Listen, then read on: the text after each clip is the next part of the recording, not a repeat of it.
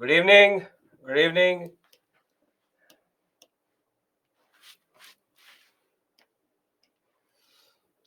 Good evening. I'm better. Last one day, I think more. I'm better than what I was on Saturday for sure. So thank you for that. I'm better. Thank you. Good evening. Good evening. Good evening.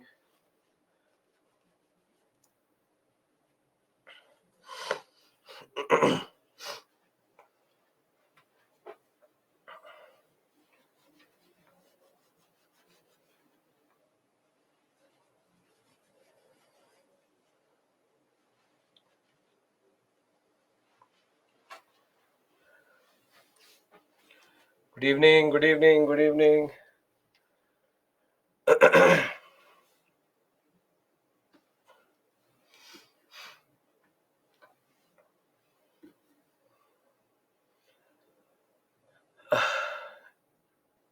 In a way, Shaifuddin, little bit you will struggle, but it's okay.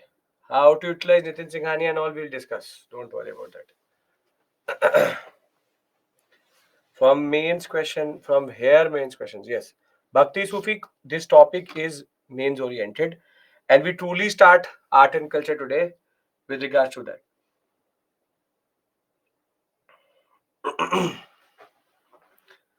I'm better. Maybe one more day and I'll be totally perfect. The throat has not revived. The running nose is gone. Okay. On what basis Bhimbedkar considered Paleolithic, Mesolithic both?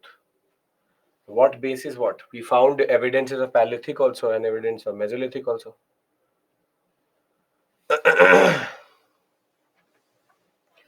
Pavitra, you'll manage. Maybe not today. Today or Saturday only started art and culture. Art and culture, Bhakti Sufi was started on Saturday.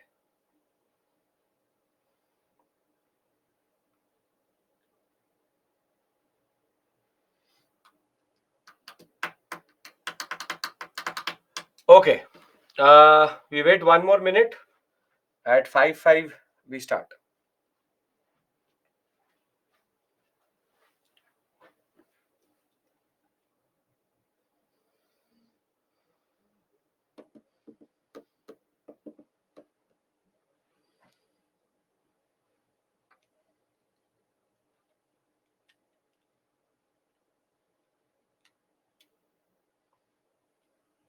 Kumar, don't worry about that. The numbering is wrong because of the fact that we took extra classes. Don't worry about that. Where is lecture number 2? It shows 2, 1 and 3 today straight. I know that. So Ananya, you rather concentrate on that because that is not going to come again. You can always watch recordings later.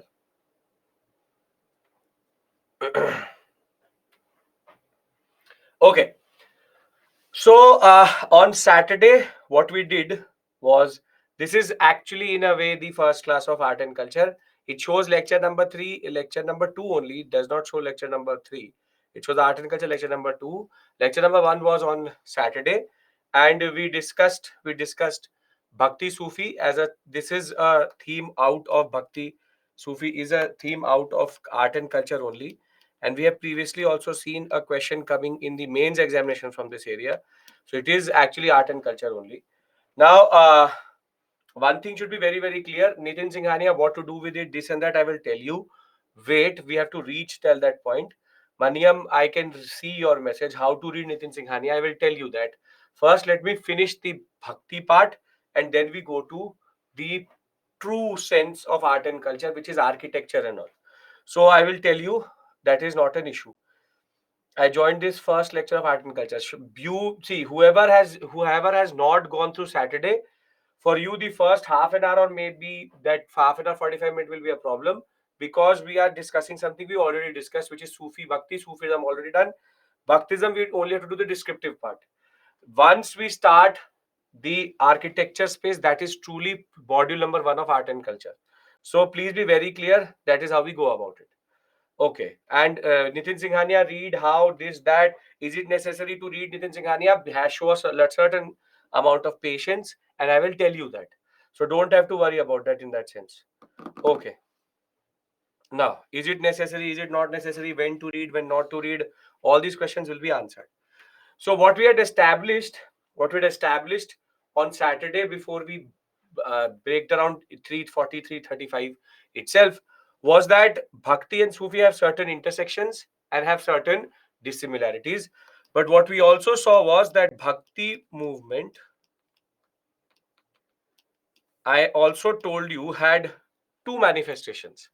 First is the 7th century South Indian Bhakti, and thereafter you have the 13th, 14th century North Indian Bhakti. People tend to not know that the first time it manifested itself was in South India, Alavar Naina tradition, and thereafter North India through the Marathi saints such as Tukaram, Namdev, and Gyaneshwar. So, what we are trying to do here is we are first going to discuss this, then we're going to discuss this, and I have also a discussion on the major saints in that regard. So, what we established was that Bhakti movement, in a way, personalized religion. It made it more what we call as personalization of religion. One second. Huh?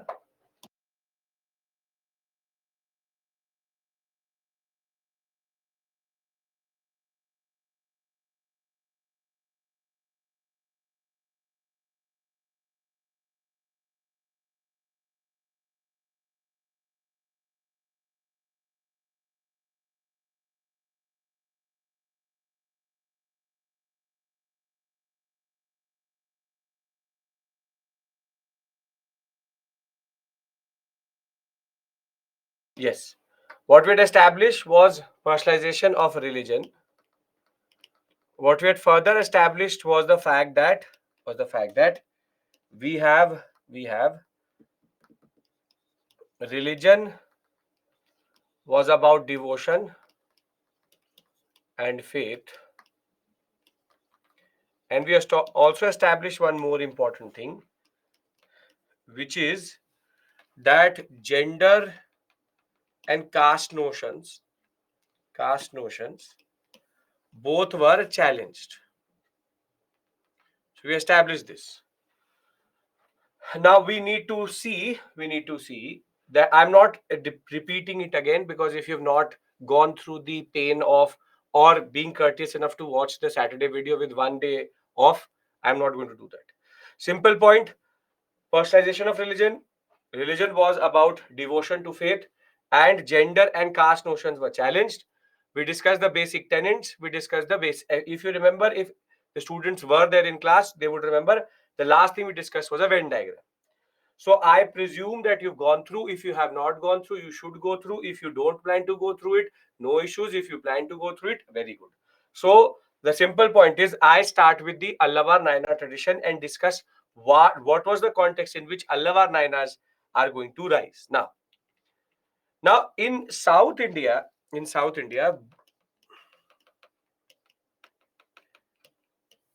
the origin of the Bhakti movement. Can anybody tell me why would South India be a space in which Bhakti movement would become actually quite relevant? Why would Bhakti movement rise in South India first?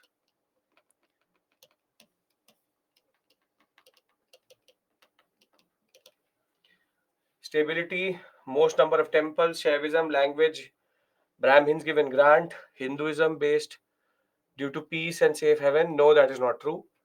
That is actually not true.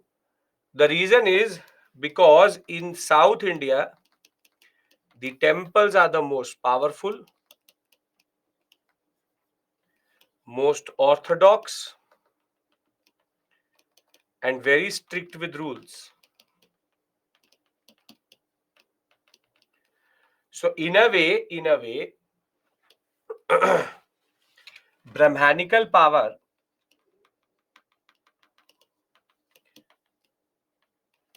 social exclusion, and caste and gender discrimination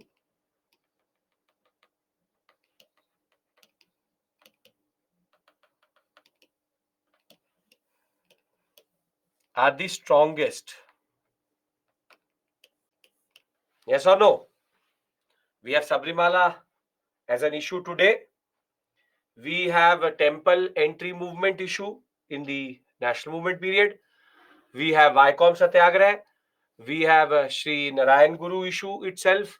We have, if you look at it, all anti-Brahmanical movements start in South India first, because of the fact that the strongest power of the temples and the Brahmins itself was in South India. Until today, it is quite true that temples still today in South India are extremely powerful, are extremely powerful, and therefore the social exclusion part of not allowing the lower caste, not allowing the women to be part of certain temple rituals or certain temples itself, was going to be something which was going to impact everybody and everyone, and generally all communities in South India first.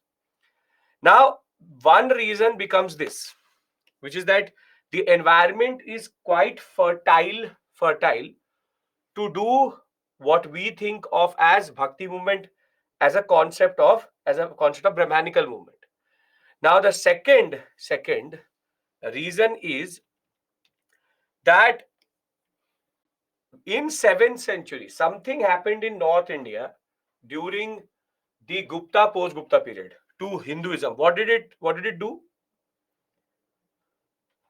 What is this period of?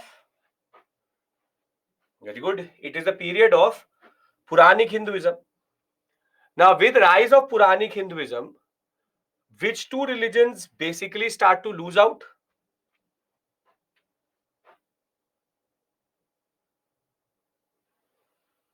Brahman's gender description is prevalent whole India. Why only in South? More prevalent, more strict in South. Nobody is saying it is not in North. So Buddhism, Jainism are the ones which basically start to lose out very quickly in the northern sector because of Puranic Hinduism. So where will they go if they're actually getting beaten by, in a way, by Puranic Hinduism? Where will they go if they will get challenged? They'll go to South. And therefore, the second point is that in South India, Buddhism and Jainism was becoming more prevalent, and more than that, it was becoming more and more aggressive. So they were now criticizing Hinduism, saying that it is exclusionary, this and that, what they had done in North. Now, based on these two ideas, there are two movements which start within two different forms of God. One is the Nayanars, who are the devotees of Shiva, and the other one are the Allavars, who are the devotees of Lord Vishnu, who came from different castes, but specifically lower castes, even from untouchable castes. And they were sharply critical of the way Buddhism, Jainism was trying to divide the people and create a narrative that Hinduism should be shunned, and there should be a new way, which is Buddhist way. However, what the Allavars and Nayanars set out to prove was that God is not discriminatory, it is the institutions. And therefore, if we go out of these institutions, we get proper we get personal devotion, and in personal devotion there are no obstacles. So basically, it is the orthodoxy of the temples. And second, the other issue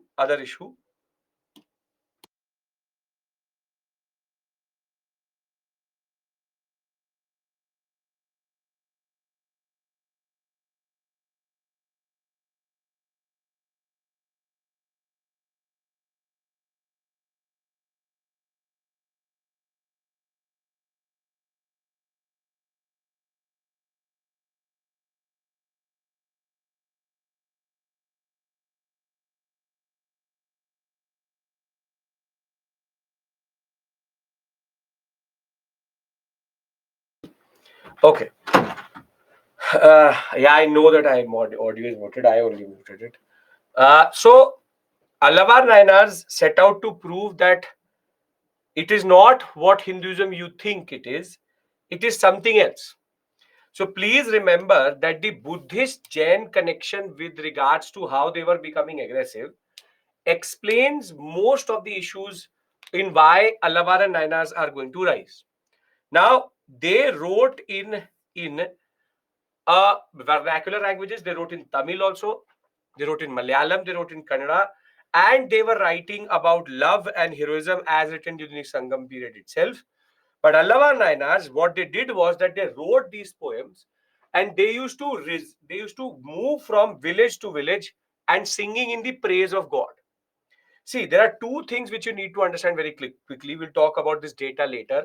There are two things which you need to understand very clearly. Puranic Hinduism had already become not Puranic Hinduism. Puranic Hinduism had already become very, very popular in North, spreading to South. There were two major followings in South India: Lord Shiva and Lord Vishnu. And when the Jains and the Buddhists come, they start to criticize all three, saying that these three are actually based on discrimination.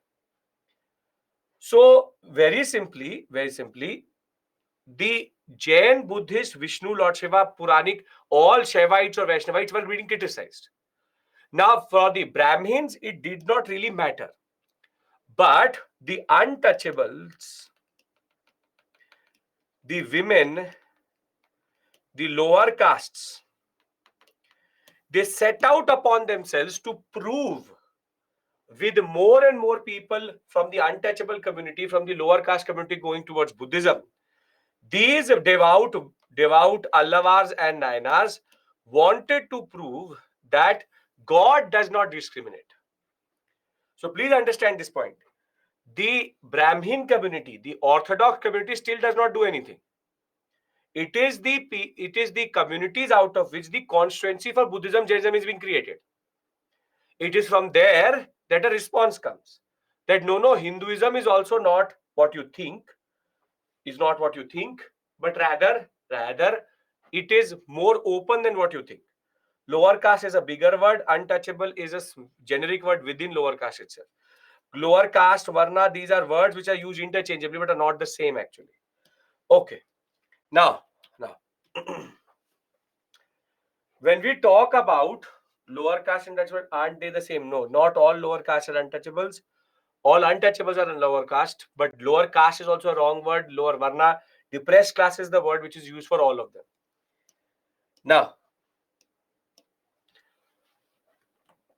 there were 63 Nainar saints who belong to different caste backgrounds: potters, untouchables, workers, peasants, hunters, soldiers.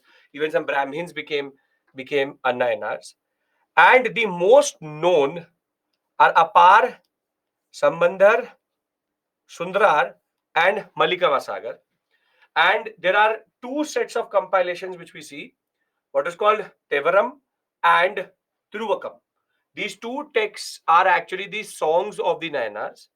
There are less Allavars which are Lord Vishnu devotees, wherein you have only 12, and you have Periyavar, then Andal, his daughter, and you have Tondrapodi Allavar and Nama Allavar, who are the most known. And their songs have been compiled into a text called Divya Prabandham. Initially, they will roam around, but they will become so popular under the Cholas that later their own temples will also be made. The Allavar and Nayanar ones. You have to learn these names. You should know them because they can be asked in match the following. The simple point is Allavars and Nayanars were the ones who made Bhakti movement more ubiquitous. And by the time we come to the imperial Cholas or the later Cholas, what happens is that the Chola kings themselves become very interestingly embroidered or influenced by Allavars and Nayanars. Now, if you have seen, for example, I don't think you would have. If you've seen the movie, for example, PS1 and PS2, the one which is the South Indian story about that story which is related to the Chola dynasty itself. If you haven't, sure, that's not point. you would see that in both PS1 and PS2, there is a reference to an Allavar and an Nayanar. In PS1 itself, the when he is traveling, Ponniyin Selvan, when he's traveling to meet the princess, he gets in contact with one of the Allavars, the Allavar Kartik, or what we call as Kariyar. So basically, there's a reference to, even in the text of this period and in the Chola period, Allavars and Nayanars were very, very common, specifically Allavars. So to be very, very clear, when we talk about Allavar Nayanas, both very, very important, and in a way change the whole dynamism of the story, of this, not of the story, but of Hinduism itself. Now, what I want to do is I want to show you or give two references of women Allavar and Nayanas, and also I want you to see how they used to compose a poem, because what they are known to have done is personalization, complete surrender, and the concept of how the life of a person could change via bhakti. So when we talk about the Allavars, Andal was a very important woman Allavar, and she expressed her love to Lord Vishnu through her poems. While on the other hand, in the Nayanars, you have Karikal Amiyar, who was a very, very towards renunciant tradition, and she's the one who even went to the level of the alternative nun order, in the sense she went into austerity also. Now, please understand one thing, Ramya, that question, temple culture or bhakti came first? You tell me what is the answer to that question. You are not understanding one thing, that the temple structure is there. The temple structure is there. They emerge as two criticisms, and later, therefore, the temple culture itself will change. Please understand this point. You think of bhakti as a random thing. Bhakti is rising within Hinduism. It will rise obviously later. How can bhakti come first? Bhakti movement rises from within Hinduism and then becomes a major strand of thinking, and later impacts everybody and changes temple traditions also. Again, most of you are acting like you don't know what is bhakti. You do it yourself every day, but you are acting like you don't know bhakti. That bhakti movement is devotion to God outside the temple. You do it every day. So Allavar Nayanars are the first one who challenged this notion that going to the temple is something which is necessary to be devout Hindu or do something. Bhakti is a devotion to God which is not specifically mitigated by a Brahmin. It is not specific to mitigation. It is outside that. And therefore, you see how their compositions used to talk about.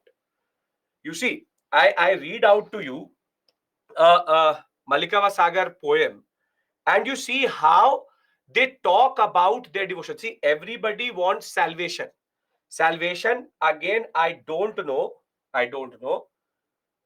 how many of you have the non-Gajini effect to remember what is moksha and salvation, which we did in Buddhism, Jainism, which was the third class. The fact is, everybody wants salvation. Everybody wants moksha.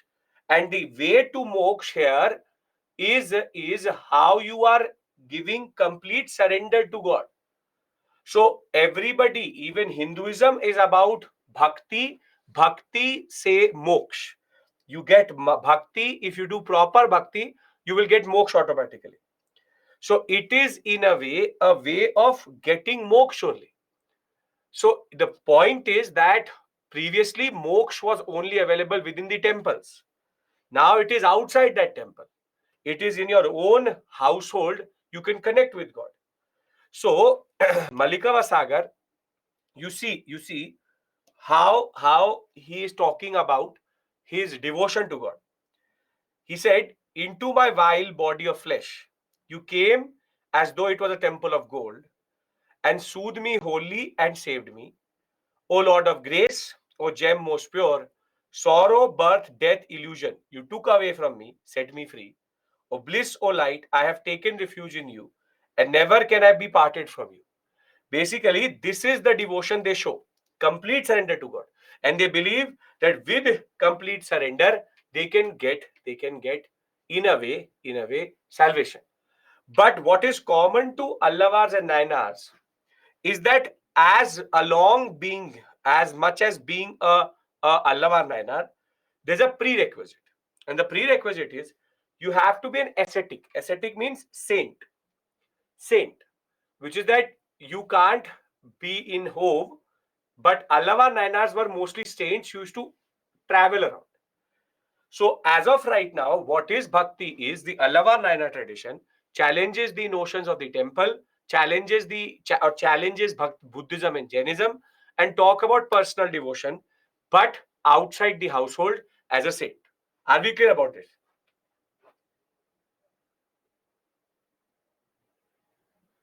Yes? Okay. Now, based on the ideas of bhakti, there were multiple saints who also emerged with new ideas. Now, the most common is this whole set of saints who were like the connecting link to the Marathi saints, and then from Marathi saints to North India. You have Shankaracharya, you have Ramanujacharya, you have Madhavacharya, you have Nimbarka, you have Vallabhacharya. Now,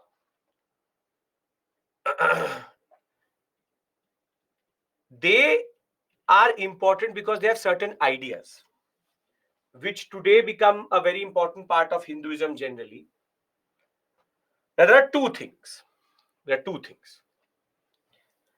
See, as soon as you talk about Shankaracharya, now please pay attention. Why bhakti would take 700 years to reach north? Because Allava Nayanar texts are written in Tamil, Kannada, and Malayalam, and therefore North India, even if the text reach north, nobody knows how to read it.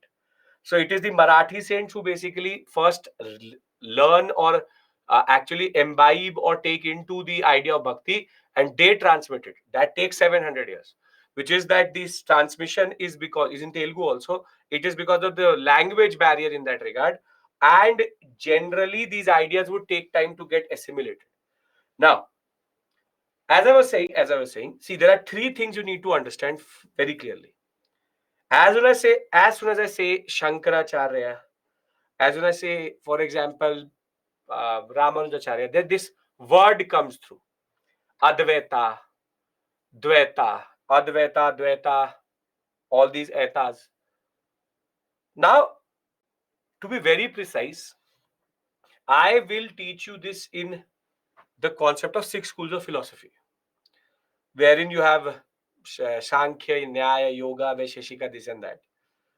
Because to understand Advaita, you need to understand Dvaita first. And that is a discussion which mostly will take 1.5 hours, proper, pure learning. So what I want from you here is, because bhakti in a way is connected in that sense to it, what I want from you is very simple, straightforward thing. I'm going to make a table. With that table, you can answer any question. And from that question, or that table, mostly all questions can generally be answered. However, the concept of what is Advaita, Dvaita, this, that, I'll tell you that when I'll have a discussion of 6 schools of philosophy. This is an agreement we have to go into, because that discussion I cannot have here. Right now, I'm going to just condense everything, put it into a notes type table. We will have by the 5th or 6th class, maybe not this week, but next week for sure, by maybe next Monday, we'll have a proper conversation about Advaita, Dvaita, this, that, Purusha, Prakriti, because as it is, it's a very bad chapter written in Nitin Singhania. Can we agree on this? Because I don't want any question, what is Advaita, what is monoism. Don't ask me these questions. I just want to give you something which you can use. Please tell briefly now. Joshif, the problem is briefly. How briefly? I'll read it out to you. You tell me how briefly you can understand. It says, the reality of the world is denied. Brahma or Brahman is considered the only reality. The only Brahma as its base as given as reality. Now, I don't know if you know what is reality. I don't know what you know as Brahma. So, if you really want to go this way, then how brief you want me to be is on your intellect level. So, ये जो what this drama which you do briefly bata do, that doesn't work. Because the point is you don't know what is Dvaita. If you don't know what is Dvaita, Advaita will also not make sense to you. So when I say something, I say it because I mean it. So understand this point. These are big, big words. For example, it will say the Bheda philosophy. For example, God is Sagun Brahman and the creative process, including the objects of creation, are real, not illusionary as held as Shankaracharya. Now the problem is you don't know what this Brahma means, what this Sagun means, this creative process means, what is real, illusionary, what is Maya. That for that we have to go into 6 schools of philosophy. And that is not the route I want to take right now, because I want to reach architecture, and when it will come, I will reach there as 6 schools of philosophy as a big topic. So peering through the whatever your basic idea is, I am now going to make that table which is important for you for the examination. Any factual question can be done from there. 6 schools of philosophy, you will have the expertise to also understand what is Advaita, Dvaita. So I am now going to do what I need to do. It is like Mithya Satya type. Mithya Satya type. I don't know what you mean by those words. If you even know what that meaning is, what is that meaning? Problem is this only. Most of you know what you know, but is mostly wrong. That is the problem here. Okay.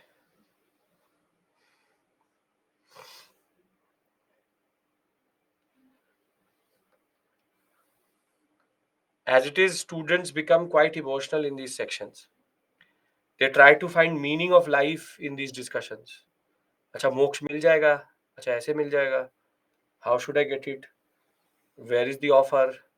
How will I get to know? So I have multiple disclaimers there also. Because Astha channel I don't run, I run history class.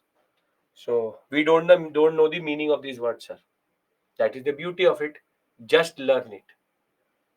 Right. The more I will tell you, the more you will become philosophy. It's pure philosophy, literal philosophy. Literal philosophy. Saint, main idea, contributions. In last we have previous year questions, sir. वो भी कर लेंगे. And talking about something, your issue is something else. वो भी हो जाए. Everything is on the menu. It will come as per it should come. Okay. Now the first is Shankaracharya.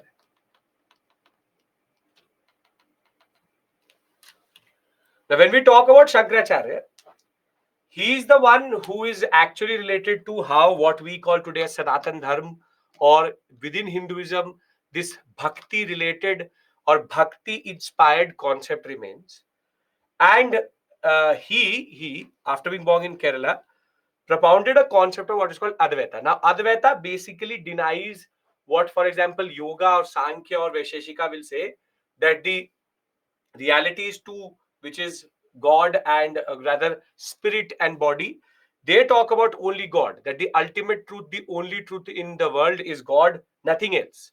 Yes, Adi Shankara, the same person.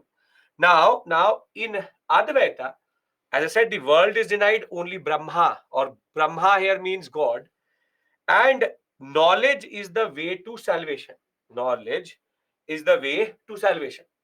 Now, what you write here is very simple, straightforward, simple point. Advaita. And now you have to write the contributions, which is what comes in match the following. What are the texts he produced? So, for example, the Upadesha Sari, the Vivek Chudamani, the Bhaja Govindam Shotra are authored by Shankaradeva or Shankaracharya, and along with that, the Bhagavad Gita, the Brahma Sutra, and the Upanishads commentaries he wrote, which is that he wrote about them in how he understood them. So what you do is very simply, you write, you write Upadesh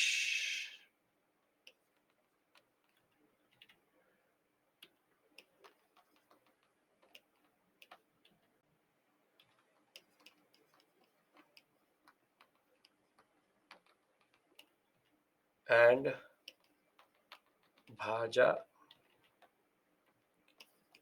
Govindam. Now, this is the only thing you need to know. Out of this table, this much, you can answer any factual question. You can remember and answer any factual question. Should I have to remember all the names in the PPT? It is pretty difficult. I don't know, Pratik, where were you? The ones I mark is important, and everything is difficult if you look at it that way. Everything is difficult if you look at it that way. Advaita means Vaishnavi, I'm ignoring you. I already told you, I cannot tell you that. For that, you need to understand first Dvaita. So that cannot happen. Okay. Now you have the next important personality, Ramanujacharya or Ramanuja. Now he comes from the same school as Shankaracharya, born in Chennai, which is the concept of the here the questions more come in the prelims examination. The mains questions are mostly theoretical. I will tell you that. I will show you those questions. Questions do come, but they will never be about write a short note of Ramanujacharya. That is not how it is asked. Sir, monoism means one God, but again, you are not capable of understanding that because you have to understand duality first, then you will understand monoism. So again, puja cannot be understood right now, as of right now. Now, Ramanujacharya comes from the same ideas of Shankaracharya, but he had a different emphasis. His ideas are called, it is Advaita, but he adds another idea which is called qualified monoism, wherein Vishisht means, see, to be very crude, Shankaracharya says all souls are the same, all Atma is same, but Ramanujacharya says no, every soul is not the same. Every soul has a certain characteristic, which is called Vishisht Advaita. So now the question is that this is where I don't want to get caught up into the philosophical aspect. Rather, Ramanujacharya Vishisht Advaita. This much you remember right now. Later I'll tell you what it means. What it means. Now, as I said, he says that not everything is illusionary. There is something called reality also, and that is where he was, in a way, the opposite of Shankara, but at the same point in time, similar. He believed that God, soul, matter, all are real, but God is the only truth in that regard. He advocated what is called the Prabhati Marg, which is the path of self-surrender to God itself, which is pure bhakti. And he wrote the following text: the Sri Bhashya, Vedanta Deepa, Gita Bhashya, and Vedanta Sara. Now, very simply, we add here Prabhati Marg,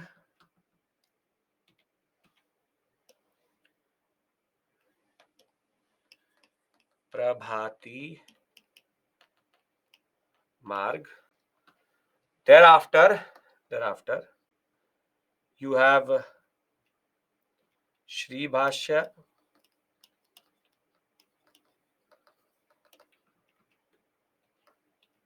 Vedanta Deepa, Gita Bhashya, Vedanta Sastra.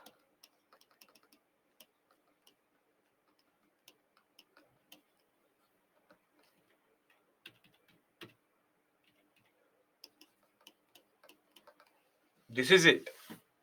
This is how you actually should deal with this area. But most of the students get caught up into the philosophy. Okay. Thereafter, we have Madhavacharya and Nimbarkar. Madhavacharya, writing in Kannada, talked about Dvaita, which is dualism, Jivatma, Paramatma, meaning physical and the illusionary or the spiritual. And according to him, the world is not an illusion, but is basically full of distractions. But you can see the real truth, which is God. And God, soul, matter, all are in part of nature and are all intertwined with each other. And he founded the Brahma or the Brahma Samrataya, what we have seen as Brahma worship in Pushkar. He is related to that. So, Madhavacharya,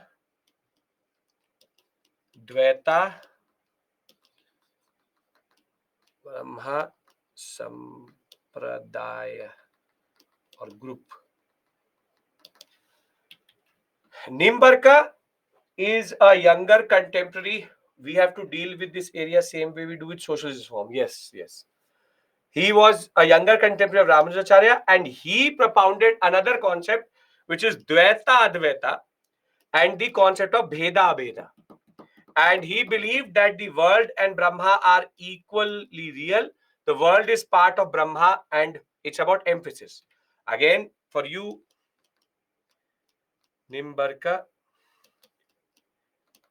Dvaita Advaita and Bheda Abheda philosophy. Because in the examination, they will not ask you to explain this, but rather, Pushkar is the name. Yes, Pushkar is a place. Thereafter, you just have to match the following or associate these things with each other. Then you have the last, which is Vallabhacharya. Vallabhacharya, born in Banaras from a Telugu Brahmin family, he is a very, very, very devout bhakt of Lord Krishna. He used to call him Srinathji. And he is the one who founded the Pushti Marg. It teaches how to do self-surrender to God. So, Vallabhacharya,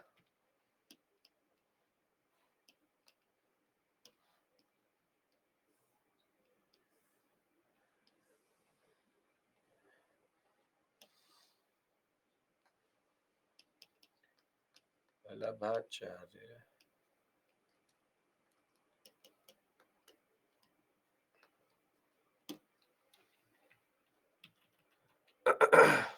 Pushti Marg.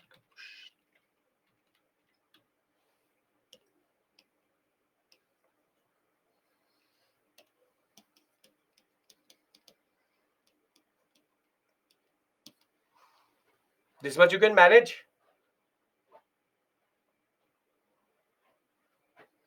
This much you can manage. Now, I give you a breather. I leave you on this slide. Learn in those 5 minutes.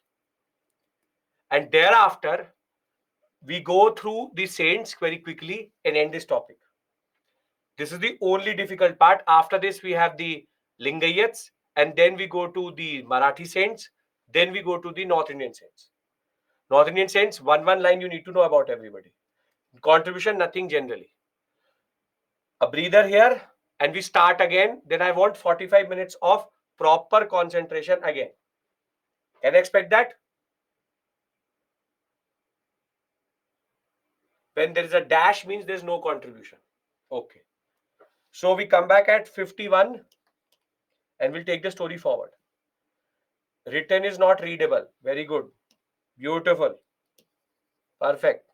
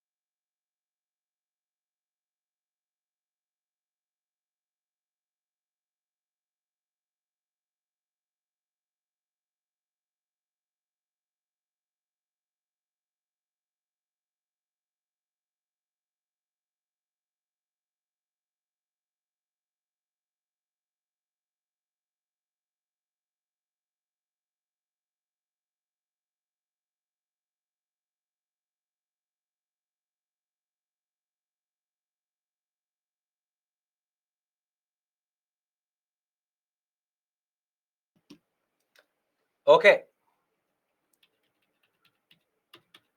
let's take the story forward.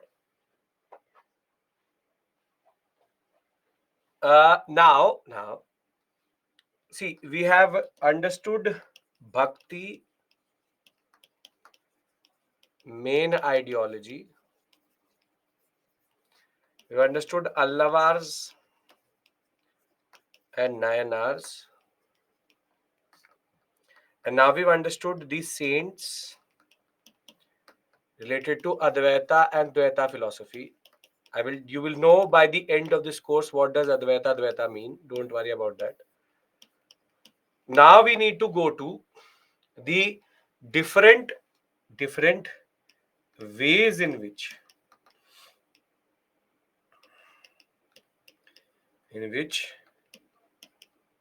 the different ways in which the bhakti philosophy manifested itself.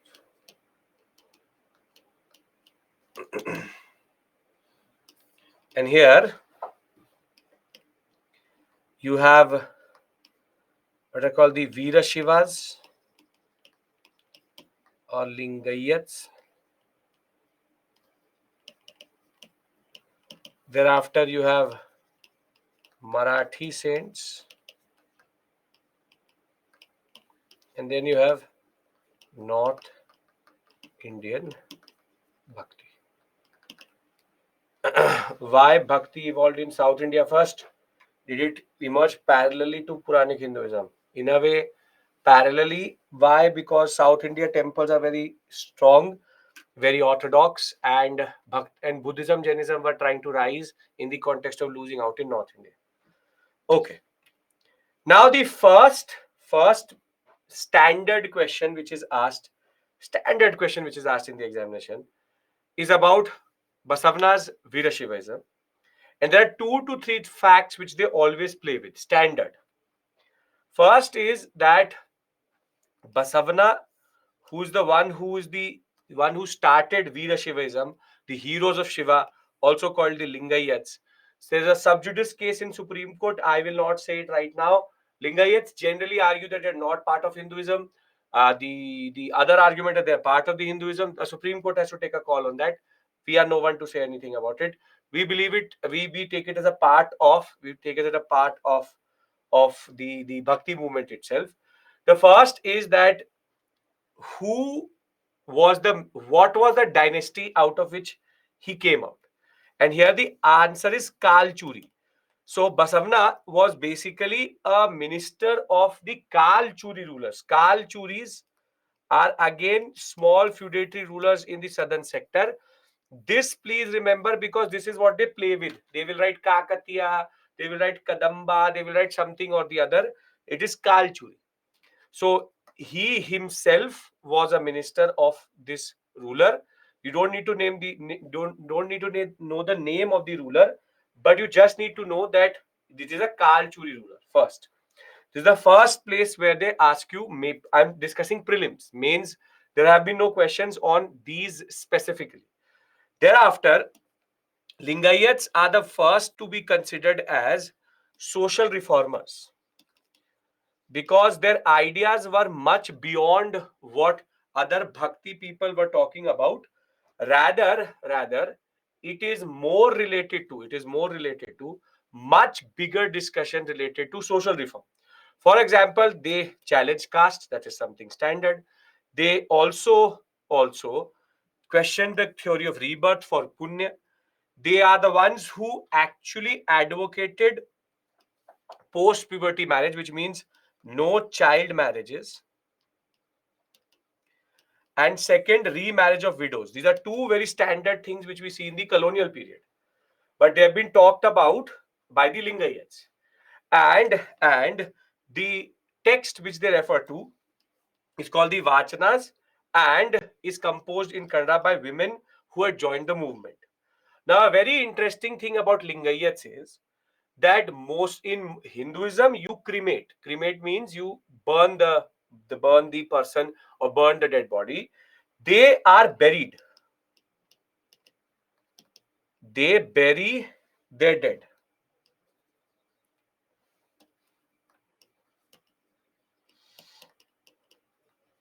Like in Christianity or Islam. These are the 3 points at which they basically play within the exam. Kalchuri, social reformers, what do they challenge and bury their dead? Other than that, nothing.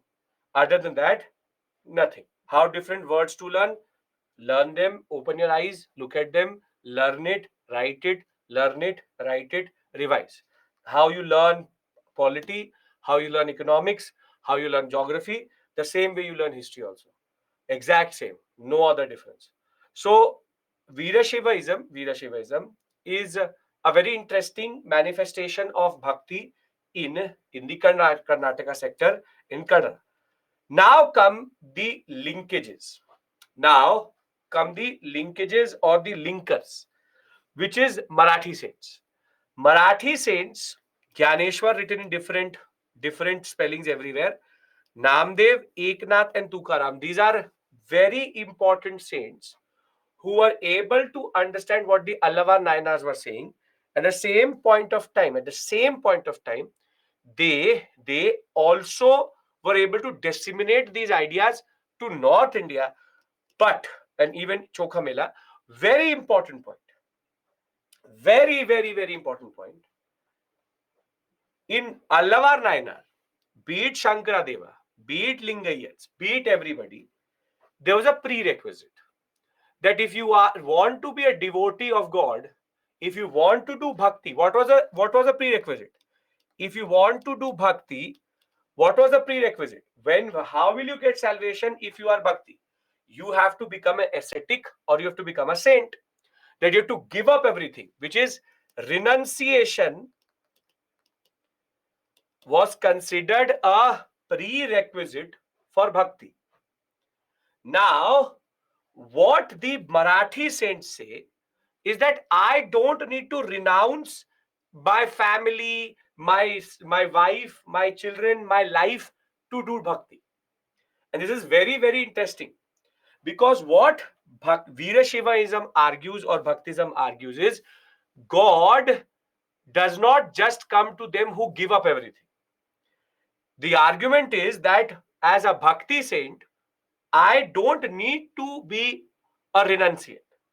And that is why till today, this is what today we see in our own Bhaktism or our own Hinduism, that we don't have to give up on anything. You can be a trader, you can be anybody, but you have to just show your faith to God. So while South Indian Bhakti, Allava Nayana tradition, renunciation was considered very important. Bhakti saints, whilst also disseminating to North India, were also the ones who actually changed everything by actually rejecting all ritualisms, outward expression of piety, and rejecting the idea of renunciation and preferred to live a life with their families, and their manifestation is related to Vithal. Very important. A form of Lord Vishnu, avatar of Lord Vishnu. And all of these personalities were very important in disseminating information to North India, which in turn will lead to a whole set of new North Indian saints and what are called Hindavi saints. Hindavi is basically a mixture of Hindi, Braj Bhasha,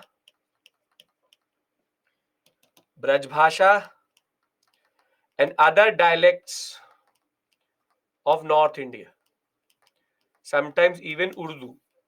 So, what I've established to you is South Indian Bhakti, Allah Varnayana, renunciation important. Marathi saints, Eknath, Tukaram, we will discuss them also. They will talk renunciation, not important. And then will come North Indian Bhakti, which is based on Ramanand and his a lot of his disciples only. In North India, we have Vitthal. Maharashtra Vitthal is very important, very important God. Like Jagannath Temple, Vitthal Temple, very important. Can we talk about Ramananda? Can we talk about Ramananda, Kabir, and the North Indian Bhaktis? Is everybody with me till this point? Yes. Okay. Last 10-15 minutes, and then we'll end this topic. Now, when we talk about Ramananda, he is the one who says that all men are equal in the eyes of God. Men, he says, means women also. And he is called Ram Bhakti. Ram Bhakti. And most important, he's a Sagun Bhakti, Sagun saint. Sagun means that he has given a form to his God, and that is Lord Ram. And that is Lord Ram. So renunciation is same as salvation. No, renunciation means to give up everything. What Buddha did. Renunciation is to become a saint. Are this no Marathi saints we'll discuss separately. These are the North Indian saints. Eknath Tukaram I will discuss with you separately. But this is Ramananda is the first major Bhakti saint to develop in North, which in turn will lead to one of his most popular, which is Kabir was one of his most popular followers. Now, he welcomed people of all castes, status to follow his teachings, and he had 12 disciples. Did North India Bhakti reject renunciation? Obviously. But once Bhakti movement goes to Maharashtra, it changes forever. Now, he welcomed all castes and he had 12 major disciples. Out of that 12 major disciples, Kabir and a woman called Padmavati are two very famous ones. And this brings us to Kabir. Kabir, Raidas also, yes. This list is only the one which you have to know and are mentioned in the NCERT. There is a very long list of saints. There's no end to it. Now, Kabir is an example of non-devotional Nirgun Bhakti. Non-devotional Nirgun Bhakti. Why? Because he did not give his God any form, and he is the one who changed the way. Kabir Das says he is the one who changed the way we see society, because he is the one who is based on social commentary. You would have heard about the dohas of Kabir. Most of the dohas of Kabir were actually commentary on society. Were commentaries on society. Coming from a Muslim Julaha family, and his origin that way is quite questioned. The simple point is Kabir Das. Yes, Kabir Das. Doha, Kabir Doha. Same. Question mark. Yes. So, when we say Kabir, it is not Kabir Das. Not no other Kabir you should know other than this. Now, he talked about social commentary, and he is so popular that he is mentioned in the Guru Granth Sahib, in the Panchwani, and his followers wrote a text called Bijak, in which he is talked about. He never compiled anything. It is his followers who compiled everything. He is one of the disciples of Ramananda, and he used to write what are called Pads, Sakhis, Dohas, through which he gave a very interesting picture. And the picture was he criticized both Hindus and Muslims and their ritualisms. And he targeted the idea that there are multiple religious discords or conflicts. He believed that all forms of eternal God are the same. Ram, Rahim are the same. He chose the ordinary language of the people, and sometimes in very cryptic language used to always criticize the Pandits and the Maulvis. And he argued that be it Allah, be it Ishwar, be it Ram, Rahim, everybody is the same. And his followers called Kabir Panthis wrote the Bijak later, in which both the Hindus and the Muslims used to follow him. This is the power of Kabir, that he was followed by both Hindus and Muslims. Now, Kabir, remember, any time when they say devotional poetry, never ever talk about Kabir. Kabir is not a devotional poet. This should be very, very clear in your mind. Because Kabir is a social commentary one. For him, all people are the same. All are made by God, and everybody else who is trying to explain something else to you is trying to put you into a different space altogether. Are we clear about Kabir? Because this helps in elimination. This helps in elimination. Are we clear? Okay, now the way bijak is a text. क्या होता है नहीं, it's a text. Bijak is a text. Devotional and non-devotional mean. Wow. But somebody tell what is devotional, what is non-devotional. Social critique equals to Kabir. Devotional का मतलब भक्ति related to God. On the other hand, non-devotional is social commentary. Okay, now Sri Chaitanya, born in the eastern sector, Bengal, he is quite important for one thing, which is bhajan and kirtan. The bhajan kirtan which we do today, is actually a product of how Sri Chaitanya actually made it very acceptable and common.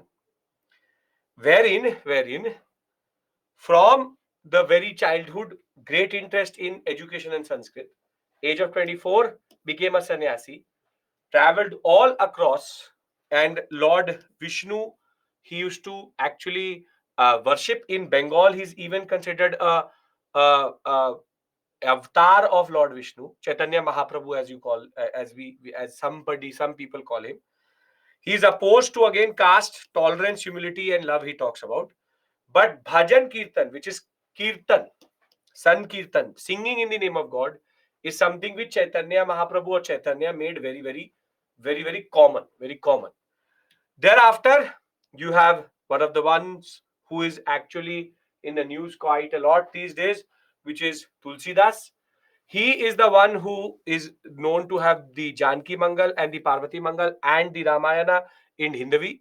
And he talked about son's duty to father, and a duty of a teacher and student, a king and his disciple, his what we call as praja or citizens. And he talks about that in his text quite a lot, other than the Ramayana. Thereafter, you have Guru Ramdas, Tukaram, Gyaneshwar, all three Maharashtra. But Guru Ramdas is very important because Chhatrapati Shivaji Maharaj himself used to follow him, and therefore the idea is bhakti, everybody is the same. And Chhatrapati Shivaji Maharaj was influenced by Guru Ramdas quite a lot. Tukaram and his abhagyas are also considered very important in Maharashtra till today. When we talk about tolerance, when we talk about openness, when we talk about God is kind, merciful, and protection, we talk about Tukaram. Gyaneshwar Ji sometimes also is used. He is known to be the greatest saints of Maharashtra generally because his students became very popular later. He has translated the Bhagavad Gita to the Marathi language itself, which is called Gyaneshwari.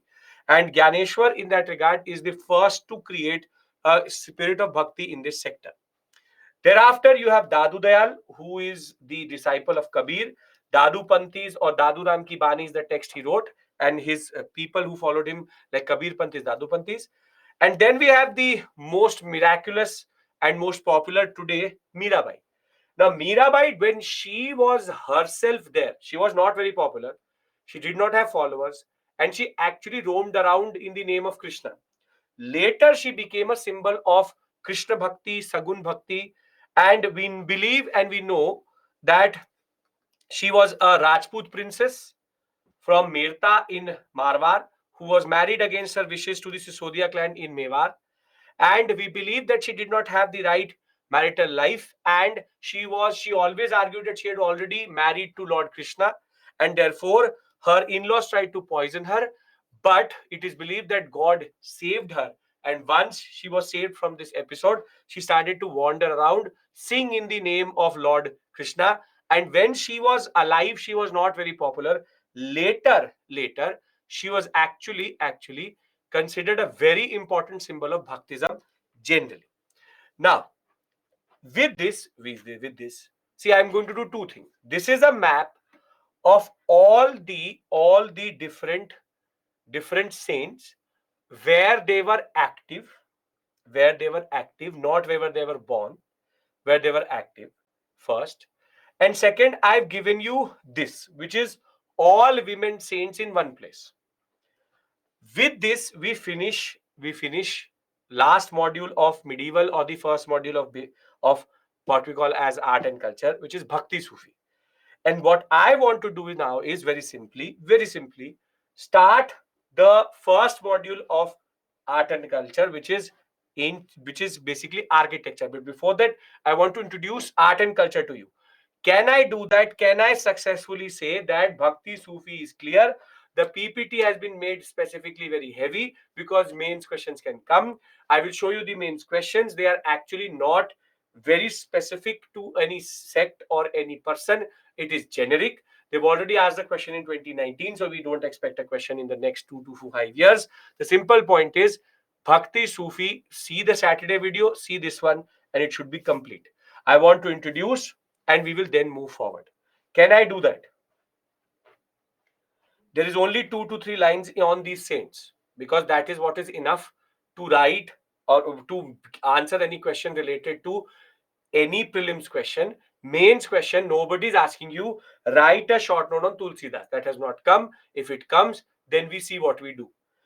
If you will start to do a thesis, it will actually become a problem. This is where two places where people get caught up. One, Bhakti Sufi, they start to go into proper Sufism. Bhaktism, they start to go into each and every person, every life story. I don't care. Simple point is UPSC level, GS level, this is a discussion. Bhakti Sufi can be taught for 1 hour also, 5 hours also, 15 hours also, 3 days also. Can I now transition to art and culture? Can we do that? This is from where your Nitin Singhania starts in a way. Nitin Singhania, Bhakti Sufi is not there. Can we start? I want everybody's yes. Okay. Now, see, when we talk about history, you have ancient, medieval, art and culture, modern, world, post-independence.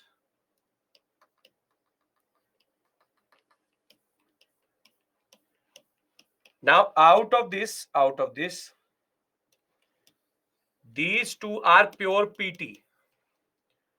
These two are pure mains. Modern and art and culture are PT plus mains.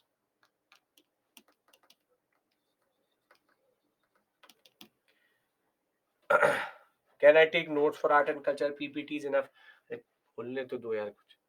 First, what do you want to hear from me? That only read the PPT, do not do anything else. I'm not that dumb, and I will never say that. Because if you have 2024, maybe sure. For 2025, 26, 27, 28, reading other books is important. At least one more than this is okay. If you will say, no, sir, I don't want to do anything, I am not committed to doing anything, then I will say, okay, PPT is enough. So most of you ask me the same thing everywhere. Is PPT enough? Sure. But should you read another book over and above it? Sure. Is it ideal? Yes. Can you do it? Yes. But if you don't want to do it, then you quote me. Then you can quote it. Simple point. Simple point. Are the PPTs enough? Yes. For prelims, mains, everything. But reading one book will not kill you. So one extra book for revision is okay. Can I now talk about art and culture? Okay. Now art and culture is PT plus mains. But there's a problem. And the problem is that not everything in art and culture is mains level. And not everything is just PT. What students have a major issue with is, without doing ancient medieval, they start art and culture. This is the endeavor to start ancient medieval first and then do art and culture? Because Nitin Singhania 110% right now is taking the dust because you picked that up before doing ancient medieval. That book is problematic, sure, but it is a necessary evil. Because CCRT website, NCRT, these, that, there is no one source as of right now which can cover all art and culture in one area. For CCRT, you would have to go to 5 different websites. NCRT covers only very specific things. So be very clear, should you throw and burn Nitin Singhania? No. Nitin Singhania, you don't do in the first instance, you do it in the way of revision. My book has ancient medieval art and ancient medieval and modern. I'm in the process of writing an art and culture book, because if I make it art and culture, it would become a 1,000-page book. My book, which is UGC Net paper 2, has ancient medieval modern. It does not have art and culture, because art and culture book in itself is at least 500 pages. So be very clear, maybe within a year you would have a solution for that also. But as of right now, there is no other alternative, unfortunately, to Nitin Singhania. I know because I have written the book, so I will know that if art and culture is there or not. It isn't. For the same reason, in my book, Bhakti Sufi is not there.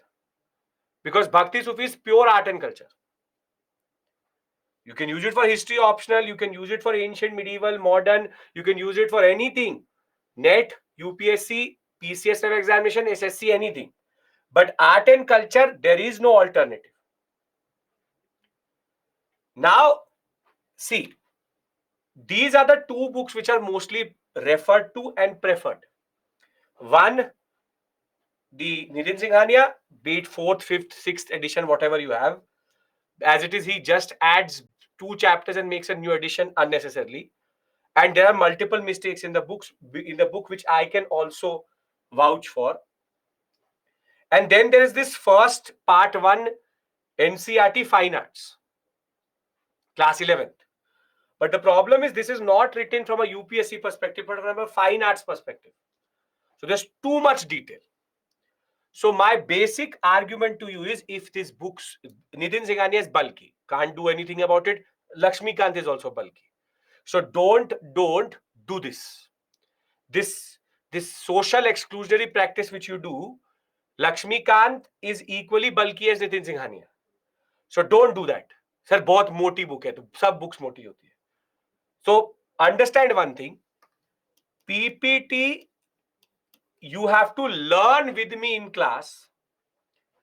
PPT will help you in learning most of it. I have changed the strategy. I will tell you what is the problem in Nitin Singhania. That is why it seems bulky. But I want you to revise from Nitin Singhania. Not learn, but revise. And I will tell you which chapters you can leave. For example, circus, cinema and all, you don't need to worry about. Now, the second point is, the reason why Nitin Singhania seems to be so difficult is because his problem is that he's gone thematically. Like, for example, he will start art and culture. His first chapter is 95 pages. That is the only bulky part. In his first chapter, which is art, architecture, sculpture, and pottery, what he's done is that he's mixed up everything together. And that is why, and the biggest problem is, you don't know ancient, so as it is, it will not make sense. Because he will say Pallavan art, Mahendra Varman section, Narsim Varman Rajsimha phase. You have no idea who is Rajsimha. So I will presume that you know ancient medieval timeline, you know everything I've already taught you. And with that knowledge, this book starts to make sense. But I don't teach like that. I don't actually go like this. See, there are 10 modules which we have to cover. There are 10 modules. And in those 10 modules, if you don't even have Nitin Singhania, it will suffice. If you don't have Nitin Singhania, you don't have to die. The simple point is, see, I will start by first 4 thematics are heavy. First 4 thematics are heavy. When we go through it is too much information. हाँ ठीक है, कोई बात नहीं, solve कर देंगे. ठीक, we can do Nitin Singhania bashing as much as you want. You can say that he is a anti-student, whatever you want to say. But that book is necessary, cannot remove it. That is the problem. Now, first 4 thematics are heavy. One is architecture, the other one is sculpture, then painting, and thereafter dances. Now, first is divided into 2, art and architecture, ancient and early medieval, which is still temple architecture. And second is from temple architecture till modern architecture, including Indo-Islamic. Now, what I do is I start every module at a different point, and I'm not trying to teach you everything once. Meaning, if I'm discussing Indus Valley Civilization with you, architecture, I will only discuss architecture. When I will go to the sculpture chapter, I will discuss sculpture.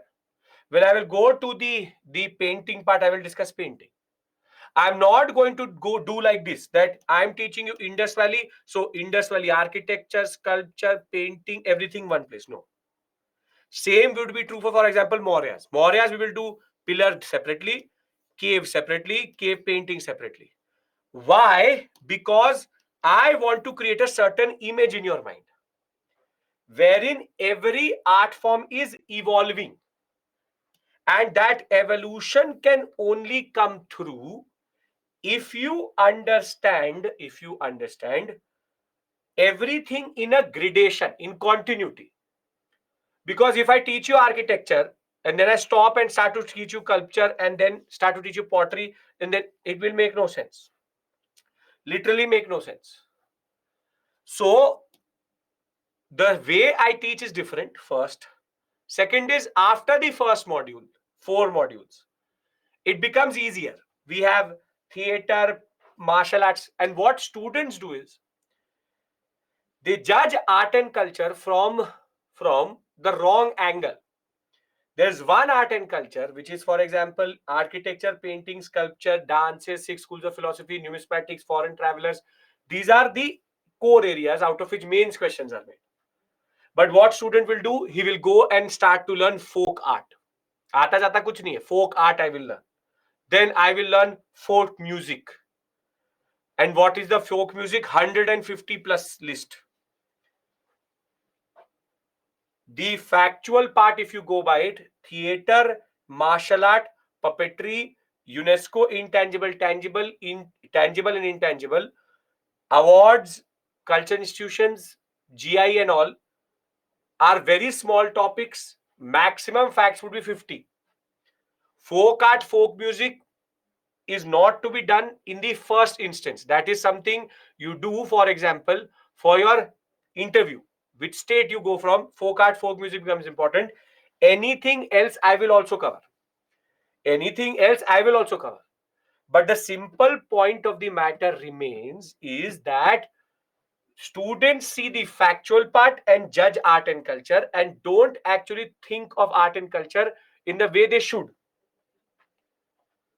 So there's a way we will cover it. Once I've covered it, I will tell you when to pick up Nitin Singhania. Don't be over smart and first say, sir, it is very heavy. No, I have not asked you to read Nitin Singhania right now. Once I will be able to cover it, then only I will go forward. First thing. Second thing is the key to art and culture. And the key to art and culture and history itself is, I'm not teaching you the history of China or art and culture of China.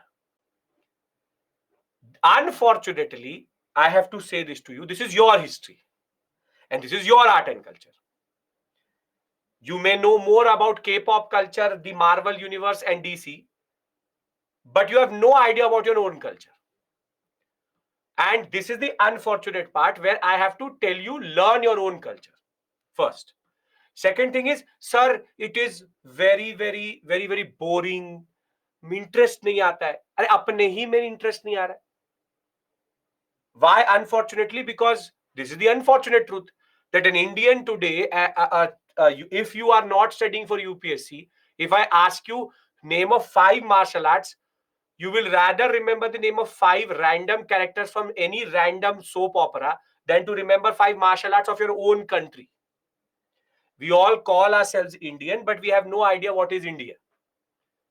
And as it is, when I will start to teach, half of you will start to act like Americans. Acha, maybe. So this is also part of our culture. What is dome? What is this rock mountain? ये भी होता है. So I know what is going to happen. You will act like you've never seen anything, and that is true. You've not seen anything. So it is unfortunate. So the point that it is boring, it is heavy, everything is boring, everything is heavy. The difference is interest. If you can generate interest in art and culture, you will start to enjoy it. I will keep it as visual as possible. We'll be listening to music wherever needed. We'll be listening to certain UNESCO intangible heritages. I'll try to do everything visually. But the simple point is interest still has to be generated by you. It will not come from somewhere else. So do not give me any form of excuse that I'm finding this. If you really find it, then you are trying to be an Indian Administrative Service officer, and that is why UPSC is asking you this also. If UPSC is necessary, then art and culture is must. Unfortunately, that is the point. Art and culture, Nitin Singhania, people believe is like a burden on them.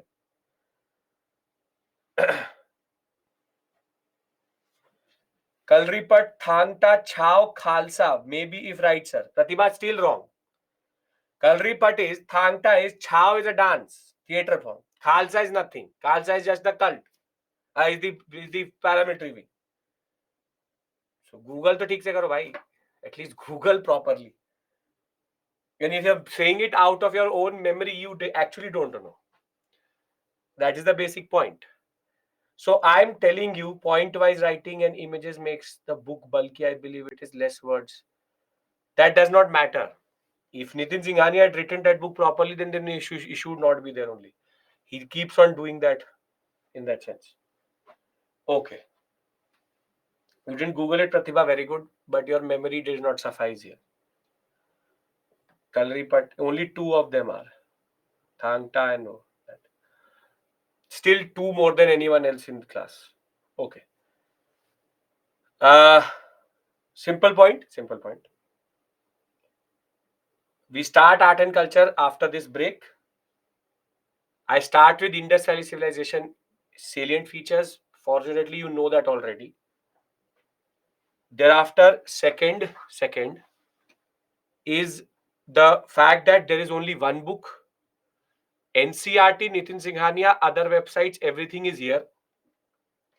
PPT should be enough. From Stone Age, Kumar, don't tell me where to start from. Don't worry about that. Paleolithic, Mesolithic, Neolithic, there's no architecture. So don't worry. Now, first thing, this, which is book. Second thing, art and culture have to create an interest.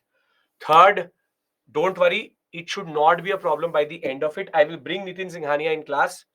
I will show you what chapters we've covered, what we have left, and what should be left. That you don't have to worry. So, straightforward.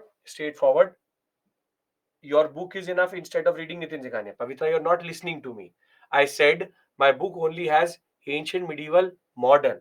Art and culture is a next book I'm writing. It is in the process, but it will take time. So please be clear. Yes, sir, Sonu, you can use it. So please be clear. My book, I'm already telling you this, is only ancient, medieval, and modern. That is why it says UGC history. Art and culture is always a separate book. So don't worry about it. Can I take a break here? We come back and start art and culture properly. Okay. Can we read Baiju standard book? Sure, Sachin. Sure. That is actually Nitin Singhania only. Okay. Read that book. Okay. See you by what? 6:50 and we'll move forward.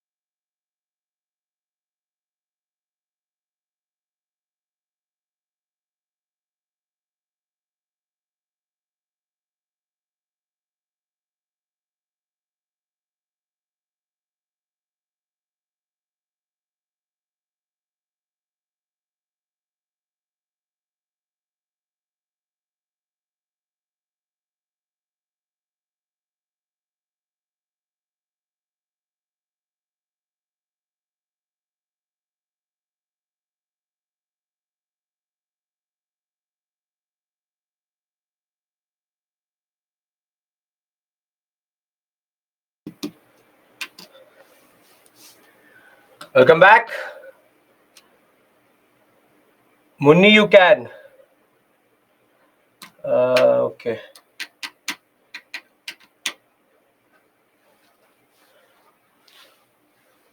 Sonu, in history optional, art and culture is not separate.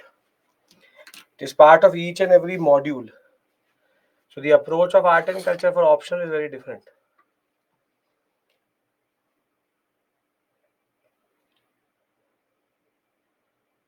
Okay. Right.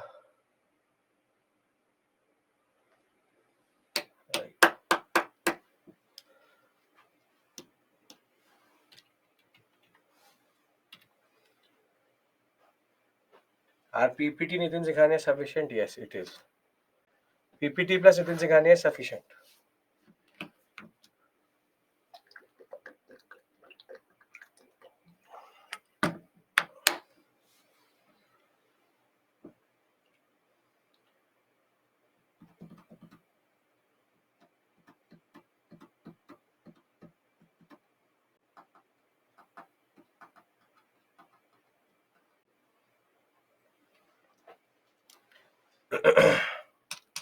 Can we start again?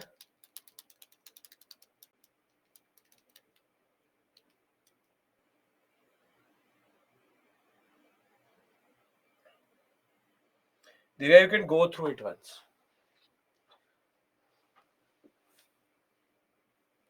Okay. Now we are starting our first module, which is architecture. And architecture, basically, there are. Please ask if you are new to class. I guess. Please continue. We have CA class at 8:30. I know that. Tomorrow morning. Okay. Architecture can be divided into 4 basic phases. One is ancient, then it is early medieval,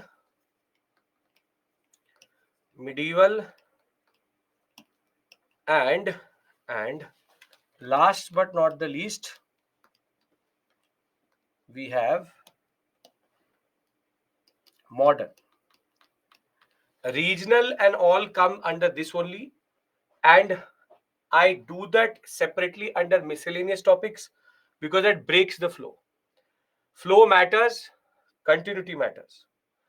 Now, ancient medieval is what we are starting with. Medieval modern is the next module. Here, Indo-Islamic architecture is very, very important.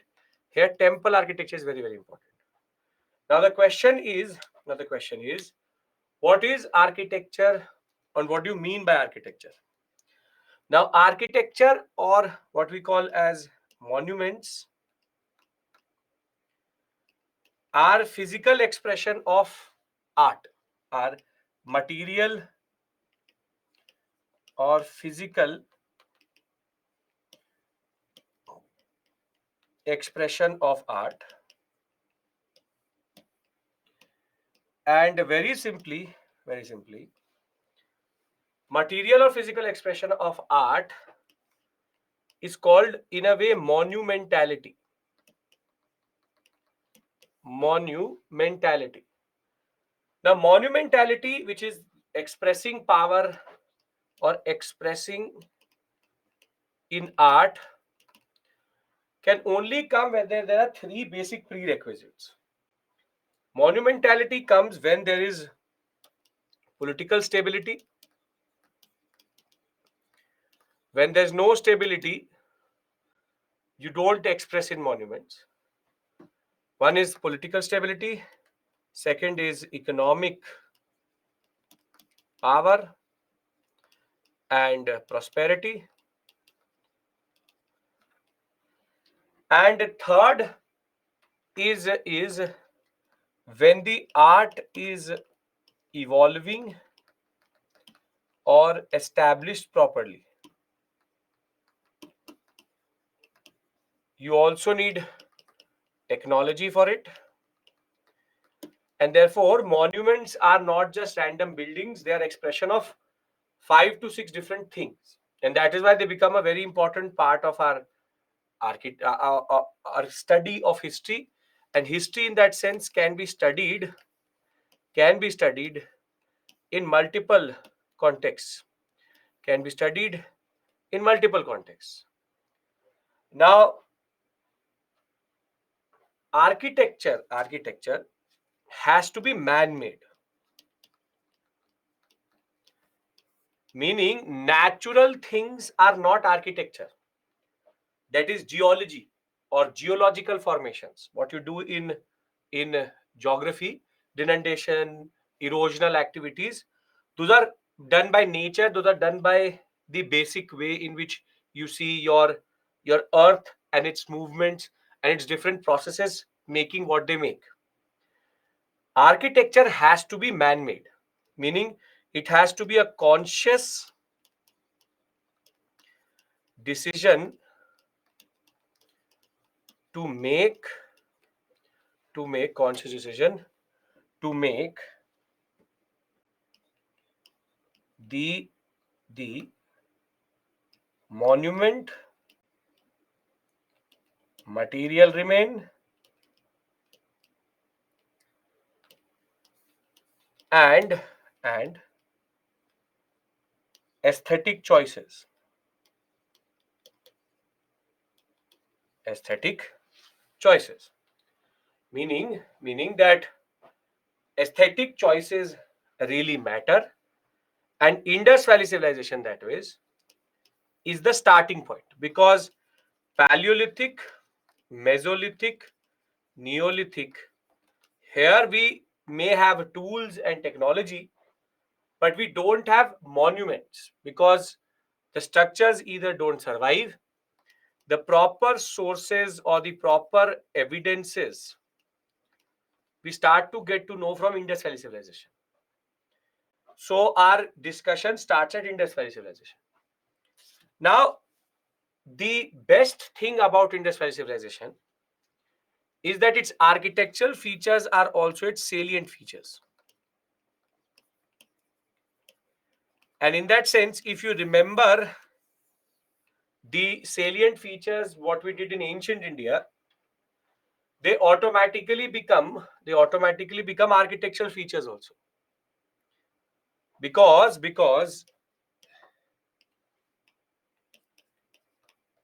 town planning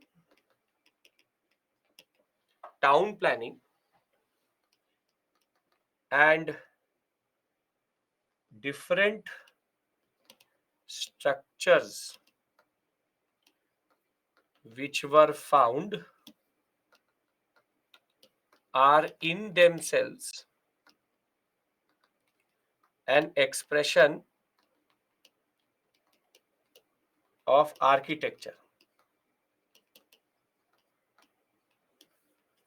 Expression of architecture. wherein every feature as a civilization becomes architecture. So you don't have to separately learn architecture. So what we can do is we can revise the basic things. So salient architectural features, you have first citadel and lower town, wherein the whole civilization was divided into two parts. You have the citadel or the upper town, which basically has the concept of what we call as public buildings and administrative purpose buildings, which is for everyone. On the other hand, we thereafter have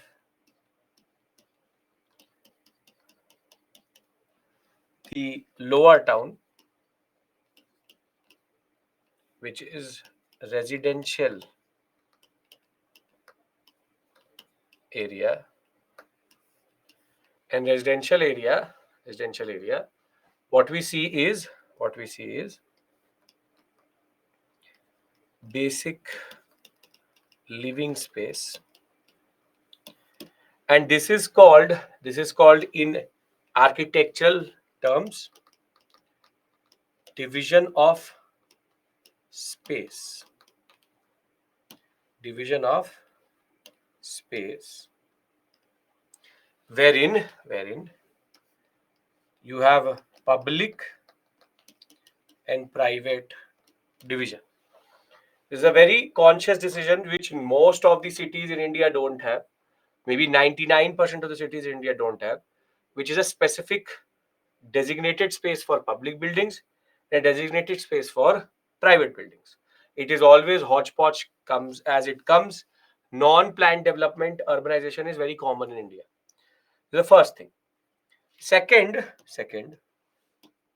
I hope all of this is ringing a bell. I should not have done it, but I'm still doing it because it's been a long time, which we close to 14 classes to this.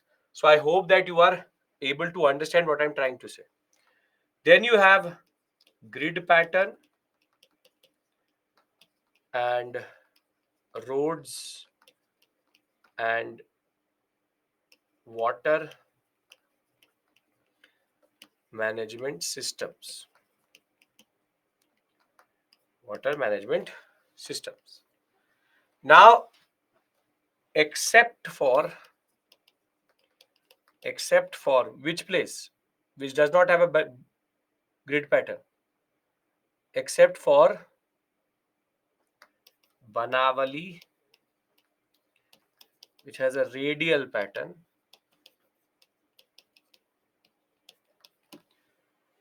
Grid pattern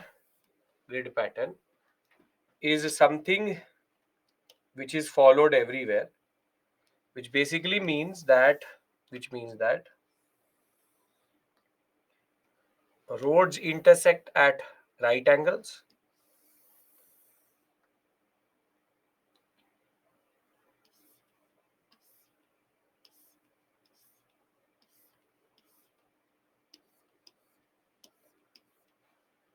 Roads intersect at a right angle.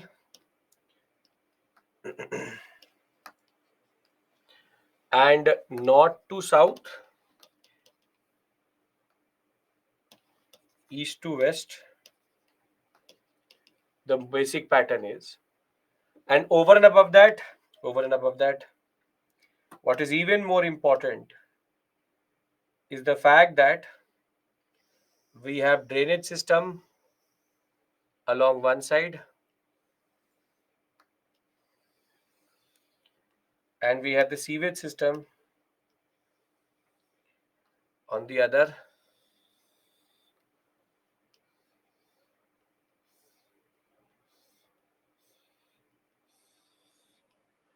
So with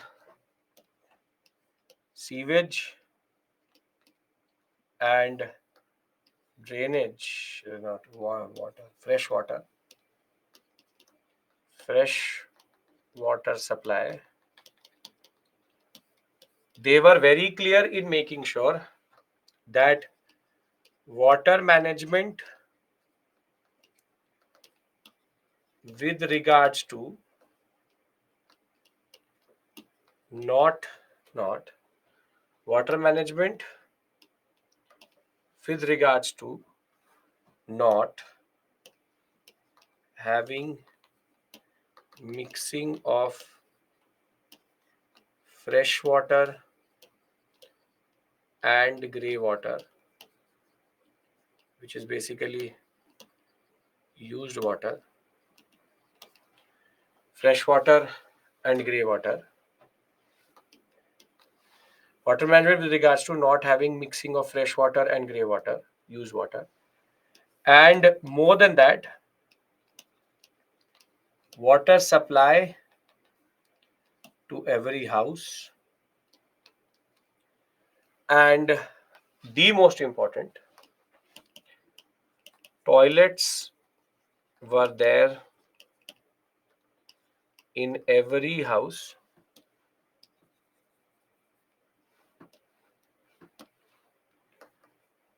were there in every house or public space.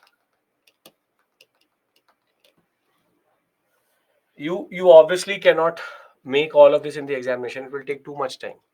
7 minutes you have to write an answer.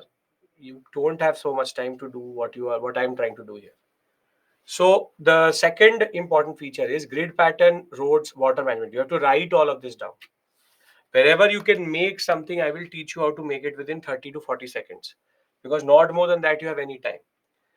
Then we have what is called standardization and house designs. When we talk about standardization, brick sizes 1 is to 2 is to 4, whereas 20, 10 is to 20 is to 40, 7 is to 14 is to 28 centimeters were either the city wall bricks and household bricks. This in itself is an architectural marvel. Architectural marvel with no modern tools, maths, or geometry. Uniformity is something important. Is something important. And when we talk about house designs, we have 1 story or 2 story, could be 1 or 2. And very simply, when we look at the houses, be it 1 or 2 stories, what is common to all of them is a central area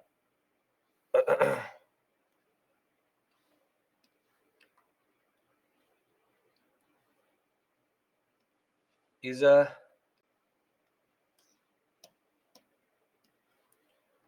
central area which is basically open. It's basically open. Wherein you have rooms around it,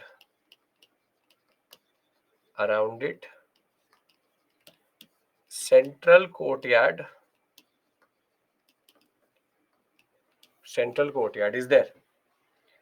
Now what is even more important is if there's a main road going from this side, if there's a main road going from this side and there's a road going from this side,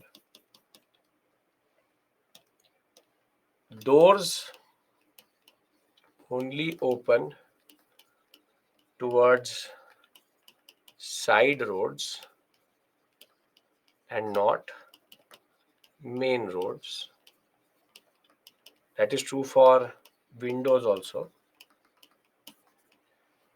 So the whole city was quite properly planned.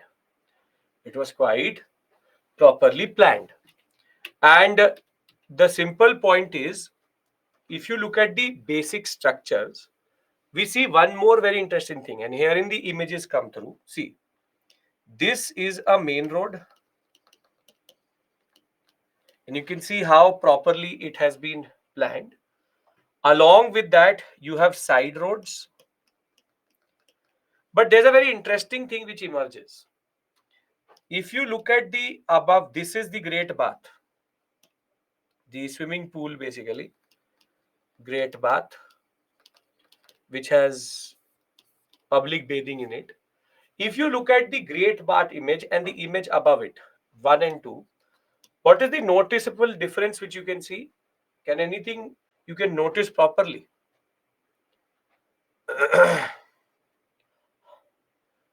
The color of the bricks. Very good. Very good. Very good. Now, this color is called a sun-dried brick,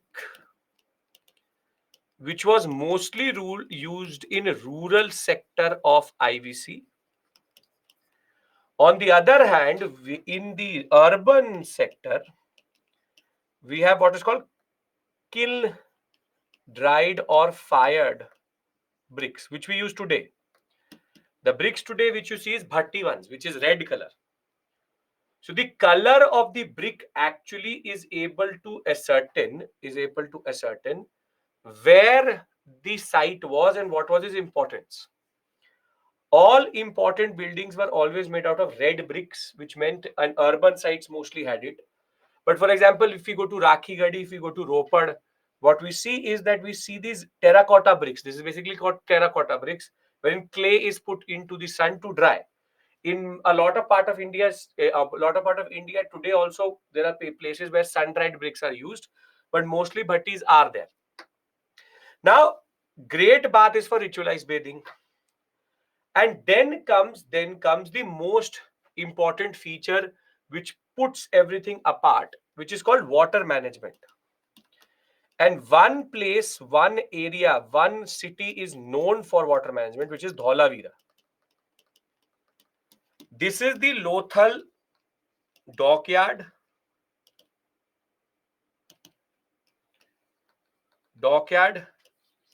Which basically is for ships. This is considered one of the oldest dockyards in the world, and we know about it being a dockyard because the deposit we found under the bed of this has sea deposits, which is saline deposits, which means that sea water is to come till this point. But what we know is there are water reservoirs, and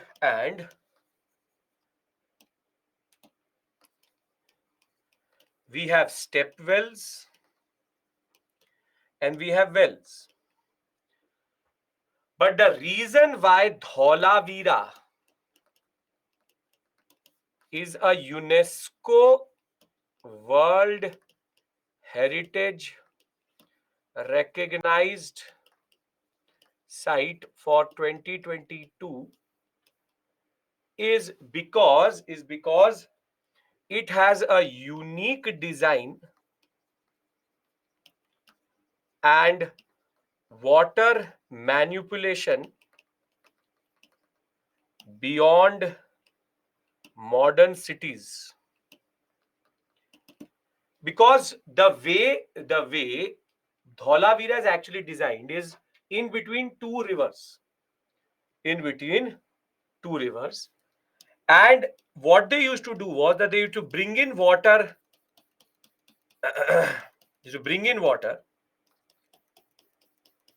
and these reservoirs were filled up. Now, what happens when water evaporates? Basic science, 8th class. What happens? When water evaporates, it obviously becomes steam, not salt. Condensation is the other vapor.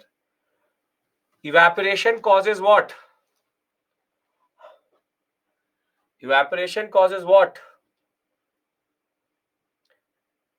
Very good, Pallavi. Yes, evaporation causes cooling. Basic science and technology, not even rocket science. You would have seen that if you are very sweaty, you go in front of an AC, you feel very, very cold. The reason why we sweat, the reason why you keep the keep the shopkeepers throw water in front of their shops is because when water evaporates, it causes cooling. Basically, it takes the energy out of that area, whilst basically to become steam, it takes the energy.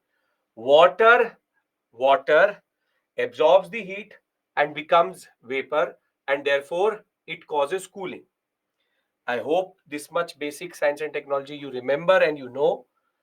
And the fact was, if we look at the artistic rendering of Dholavira, what we can see is that this whole city was cooled by water. This whole city was cooled by water. So there was, being in the run of Kutch, it would get a lot of heat, but by manipulating water in such a way that they kept all settlements within this reservoir, wherein you have the middle town, and there's no specific upper town here, but the castle area, we believe that there's a small long area in which people used to come and have ceremonial things to be done. But the fact is that the whole town is cooled through water is a very good example of ancient, and even not even modern cities have this idea of using water to cool themselves. This is why Dholavira is Dholavira, and it is the only Dholavira is the only UNESCO site. UNESCO site out of all Harappan sites. Out of that 1,000 Harappan sites which we know, Dholavira is the only UNESCO site or UNESCO heritage site out of the all sites we already know. Now, one thing should be very, very clear to you, that the idea of knowing water causes cooling, or the fact that they are developing a civilization around these two rivers or these streams which are there in the run of Kutch, which used to be much greener at that point of time in Gujarat itself. These are things which we later learn, and these are civilizations close to 4 to 5 thousand years old, which are using these basic principles to actually become very, very advanced in that regard. So, very simply, before we move on to the Mauryan period and move on to the next section, the question we expect from here is, and I'm giving you a practice question, I'll do that in every module wherever possible, is going to be, for example, a question like, what are the salient features of Indus Valley civilization? What are the salient features of Indus Valley civilization architecture? Now, if this question comes 10 marks, 150, 250 doesn't really matter. You have to basically write for the same question, what are the features of Indus Valley civilization? Salient features of architecture remain the same. Are you capable of writing this answer? If yes, we take breather and we move to Maurya, which is the most important. Are you capable of doing it? Can you write it? This is just ancient India written in a different way. And that is why now you understand, I hope you understand the value of knowing ancient, which is that once you know ancient, you don't need to learn this separately. And I can bet without knowing ancient, this becomes harder to learn also. Now, our next discussion, see, I was at IVC and I was straight come to Mauryan. This only means two things. See, first, I'm trying to tell you that when we talk about architecture, Vedic period is not giving us a lot of evidences of architecture. If even if they're not very path breaking. So the Mauryan period is something, and this is how we are different from Nitin Singhania. Rather than telling you anything crap for this period, I'm straight away moving from period to period where it is important. Therefore, there's certain linear image in your mind which I'm trying to create, and I hope I'm trying to create, which is, and it is getting created, that is a linear image. Temple architecture is very late. Temple architecture is after post Maurya, stupa, cave, and all. It is Gupta period. So I know that there is temple architecture, don't worry. But the problem is you don't know that when does temple architecture come through.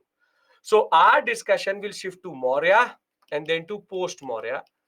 And in this, the first discussion we have is about Mauryan buildings and pillars, and that discussion I will do with you separately. But you can see I have moved from IVC to Maurya, then Maurya to post Maurya, post to Gupta, then in the period where it is there. Wherever there is no architecture, I don't do it because that makes no sense. But when we'll talk about Vedic, maybe we have to talk about pottery. So that I will discuss under pottery. So that is the way we will go about it. I hope this makes sense to you and this can actually create a certain image in your mind. I'm giving you a 5-minute breather. 35 we come back and we then start our discussion for Mauryan pillars and Achaemenid pillars, Mauryan pillars and whatever everything in and around it.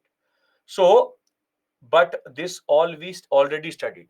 From this point forward, Ashay, I will make sure that you have never studied nothing and I'll ask you questions also. एक ही चीज कराया that you already know. Very good, perfect, 100 out of 100.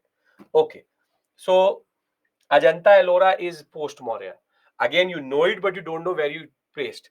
Ajanta Ellora is considered post Maurya. Ajanta Ellora will do twice, once for cave, second for paintings separately, murals. So we'll do it. Those are artificial caves, that is why. So we'll come back 36, 5 minutes, and then we'll start again. One request, keep pen and paper with you because I will ask you to make something. So I will make it, then you will make it, and then only we move forward. Keep pen and paper in front of you. You would need it in the next 15 to 20 minutes. Can you please provide timeline with important artifacts present? Again, Sarita, you don't know what you're asking for. What do you mean by that? Artifacts, timeline, what do you mean by that? What do you mean by artifact? What do you mean by artifact? I've given you timeline of ancient and medieval. Medieval history timeline Prerna also has been given. Timelines, I hope I have already given it to you. Mauryan pillar type. Then what you're asking me to do is you know the timeline of ancient and I'm putting it on art and culture. So I'm doing the same thing. Just use your mind, it will automatically come through. If I'm at Maurya, I am at Maurya. In the timeline, I'm also at Maurya. So there's no need for making another timeline for art and architecture. See, don't defeat the purpose of me doing ancient and medieval first. Because if you do that, then there's no point. You know the timeline. If you don't know, go and revise. We are not going to make the timeline again for art and architecture because it will become very heavy. So leave it. No issues. Simple point. Simple point. Keep it simple.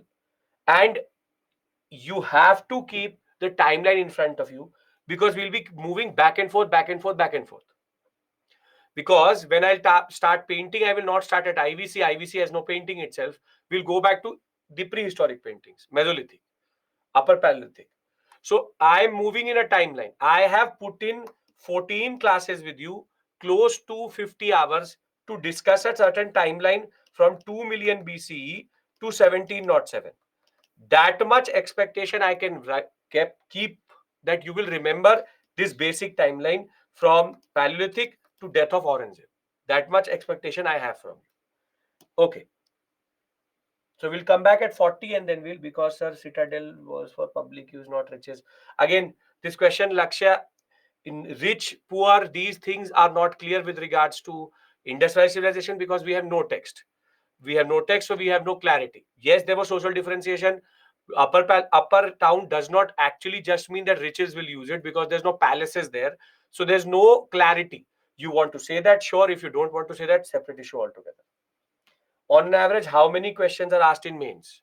From this area, 3 to 5 questions from art and culture is given.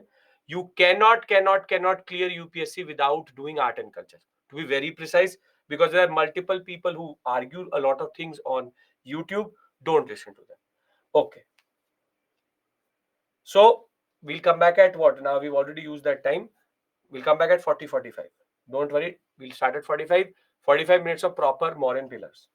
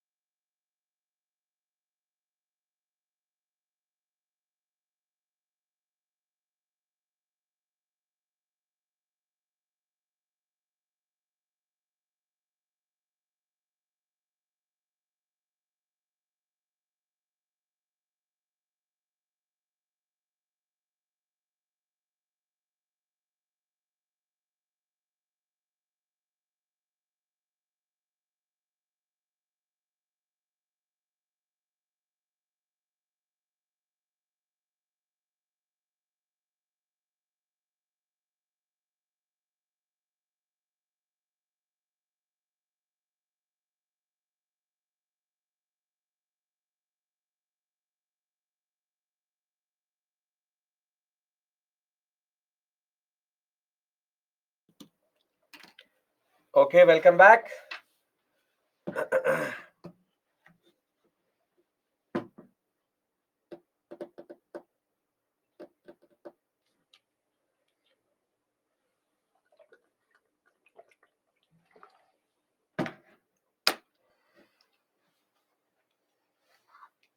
Okay. Some of you don't pay attention when I'm saying that I'm giving a break. You're asking me what has happened. Okay, no issues. now, now we start with what is called Mauryan architecture. The Vedic period architecture generally does not survive, and we have references, certain sites, but not properly an expression of architecture. So you have find a chitra is a site, you find it, but not like that. Now, Sabir, okay. Now, when we talk about Mauryan architecture, we divide it into 4 to 5 categories. One is the palaces, the houses, and 90% of all architecture was made in wood, which we have references to in texts. Then we have what are called as stone pillars, which is a very important concept. And then we have religious monuments in the form of stupa, chaitya, vihara, and caves, which were made, donative caves they are called, which were made for the Ajiviks and the Ajiviks, Buddhist, Jains. The first one being for the Ajiviks, which is Barabar and Nagarjuni Hill Complex. Now, when we talk about palaces and houses, the biggest issue is that 90% of Mauryan architecture has not survived. Why?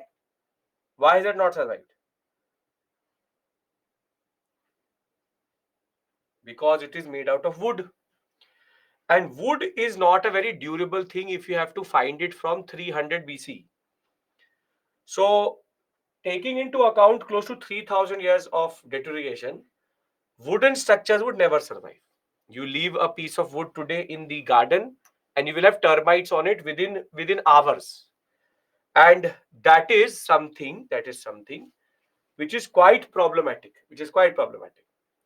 So the expression of Mauryan architecture now comes in the forms of pillars and Buddhist architecture and donative caves, which we see. Now, the first such or most important expression is what are called the sandstone pillars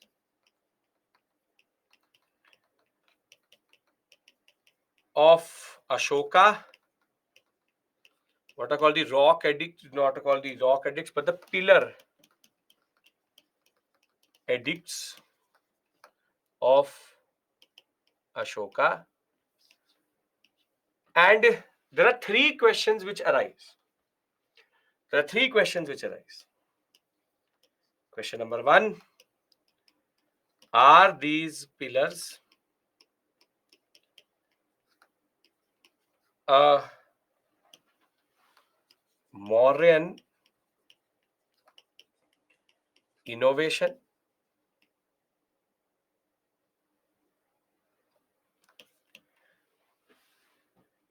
Second,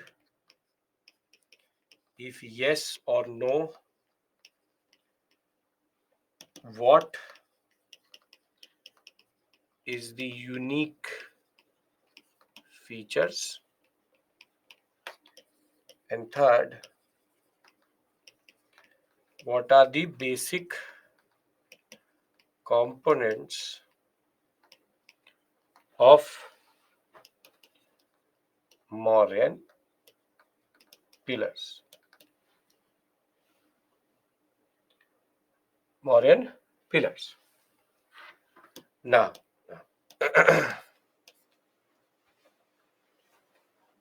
is there any architecture 6th century BC? Not specifically. Mahajanpadas, nothing really survives except for textual references. Now, the first question was or is, are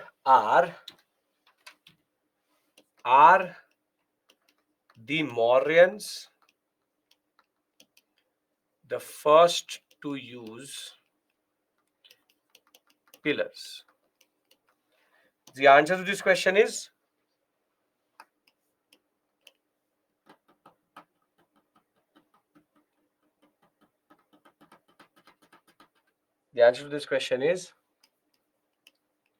no.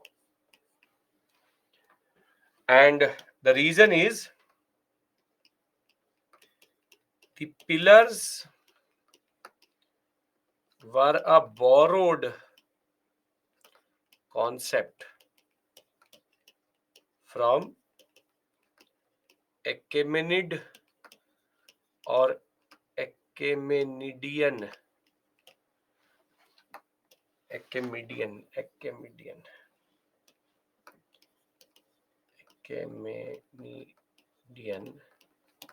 pillars. Now there's one more spelling. It's written like this: Achaemenid. Multiple spellings doesn't really matter. Now, Achaemenid pillars or the empire in Central Asia, ruling from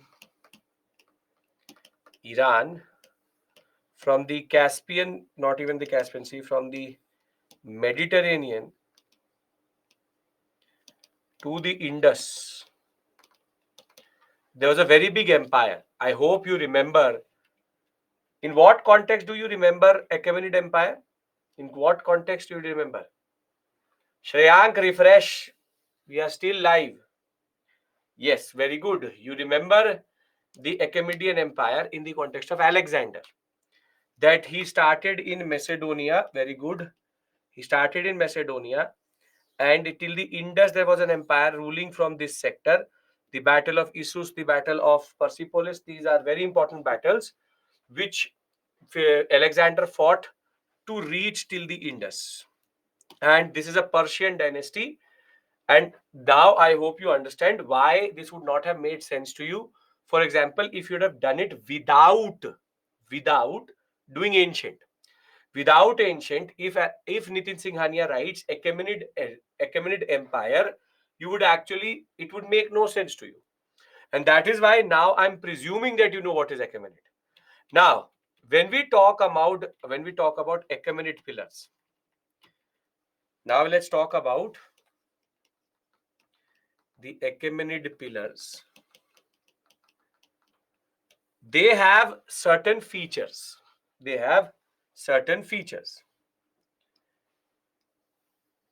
The features are very simple.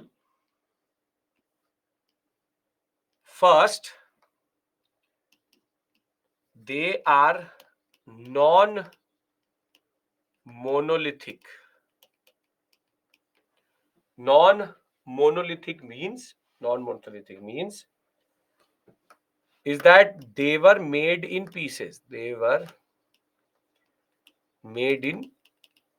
Which is that if you look at it, these are three different components which were joined together to create one pillar.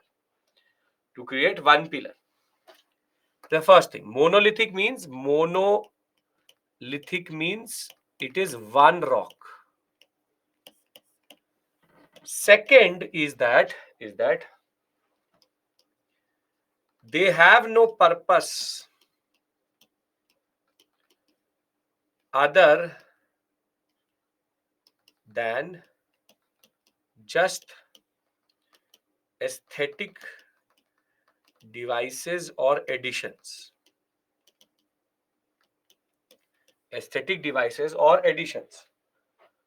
What do you mean by this? What you mean by this is that very simply,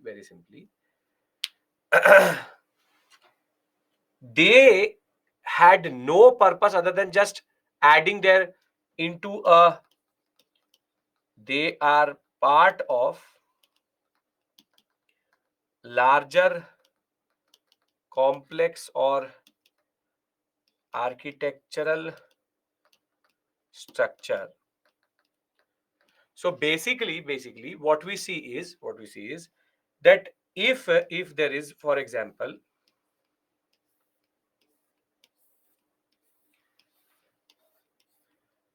a very big temple structure or a very beautiful palace which has been made, by the Achaemenids, what they used to do was that there was open spaces. So they used to put pillars in these open spaces just to create aesthetic senses. It's just a filler. It is not there for any purpose. It is literally a pillar. It is cosmetic, it is aesthetic, it is just there randomly. If you look at it, it is not a single standing. It had structures around it, you can see, and they just put pillars here so that the open areas were captured, or they were given something, some meaning in that sense. Basic point is, what we see is that the structure of pillars has no inscriptions, has nothing at all. It just is random pillars. That's it. So they are aesthetic devices, as we called. So they can be put anywhere, everywhere, wherever you want, because they have no specific purpose. And therefore, Achaemenid pillars in that sense have three very important features. They're non-monolithic, they are of aesthetic purposes, and they're part of a larger temple larger architectural structure or complex. Are we clear about these three? Then we talk about how modern pillars are different. Yes? Okay. Now, if the question was, if the answer to this question is, if the next question comes is, if they are borrowed, then how are Mauryan pillars different?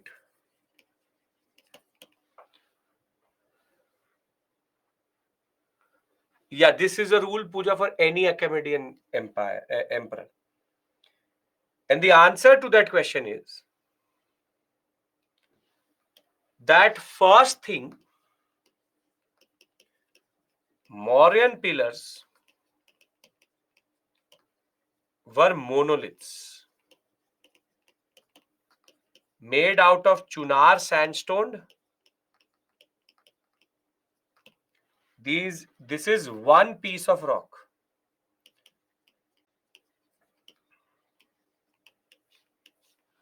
This is the first major difference. The Achaemenids did not have the level of skill to to basically carve out a pillar out of a rock, and they did not have the right set of stones also for that. Second, Mauryan pillars are standalone pillars.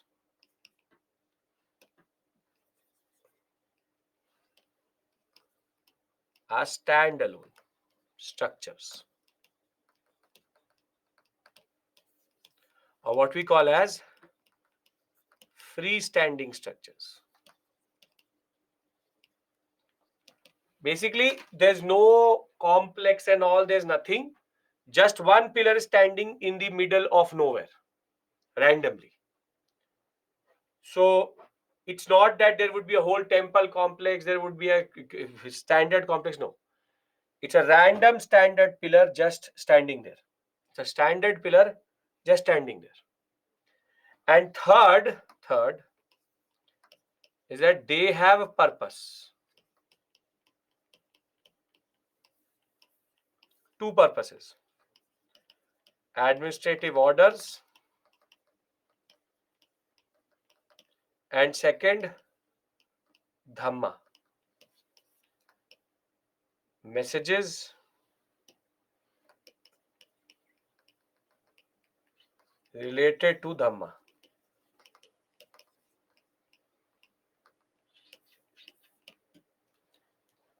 So 1, 2, 3, fundamentally different. So if I actually kept if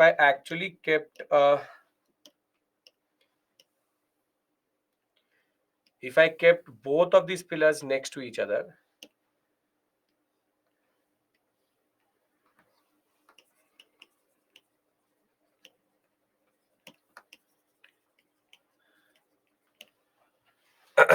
this is non-monolithic. This is monolithic structure. Second is no purpose, part of bigger complex. Here mostly what we see is there are inscriptions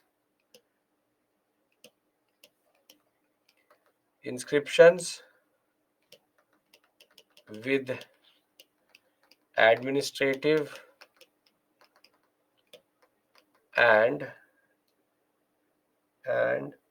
Dhamma messages, and the most important, freestanding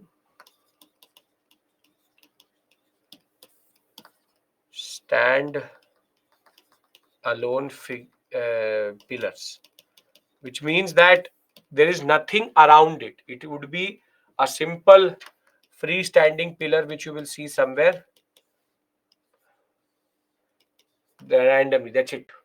Nothing big, nothing small. We were coming to Lakshadweep structure. We are now just standing. First two questions, I think question number 1 and question number 2 have been answered. Are we clear? Because this can come in the examination. How are Achaemenid pillars different from Mauryan pillars? Are we clear about this? Then I'll go to the third point. Okay. Now, erection of pillar common to Achaemenid Empire, different in the sense that they are rock cut monolithic, Chunar sandstone, Buddhism, and there were two types of languages used: Brahmi with Pali Prakrit, and Khoroshti or script, which we already discussed in Mauryan Empire. In the Shahbaz or in the Kandahar sector, he had it in Greek script or Khoroshti script. So in India, he made sure that he was using the Brahmi script, and in the other sector either he was using Khoroshti or in Greek, so that it could be read by the people who are actually there, So standard thing, that is not an issue. So Pavitra, very straightforward, rock cut monolithic, freestanding structure, and simple straightforward point has a message on it. It's not very difficult, it is not very easy, also simple straightforward point. Can I move forward and discuss the third question? Because now the technical part will come. Yes, Ashwini only started today. Okay, now the third question is basic components of Mauryan pillars. Now, if you will look at the Mauryan pillar, you will see the following basic structure.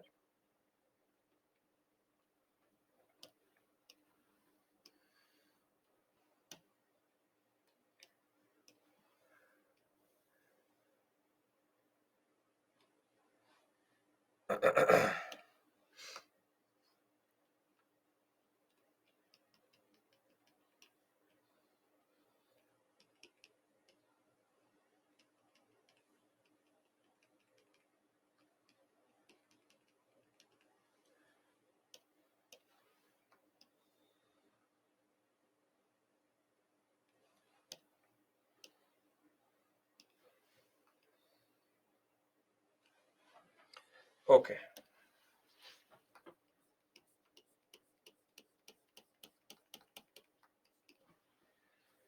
See, the first component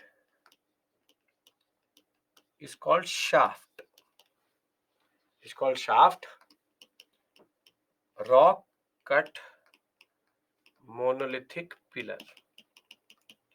Now, either this whole thing could be one rock. Sometimes the shaft and the what we call as capital may be two different rocks, and there could be a joint here also. There could be a joint here also. So one is called shaft, the other one is called capital. But the capital is further divided into three parts: 2A, 2B, 2C. 2A is called lower abacus or bell structure. 2B is called platform or upper abacus, and this is called capital figure.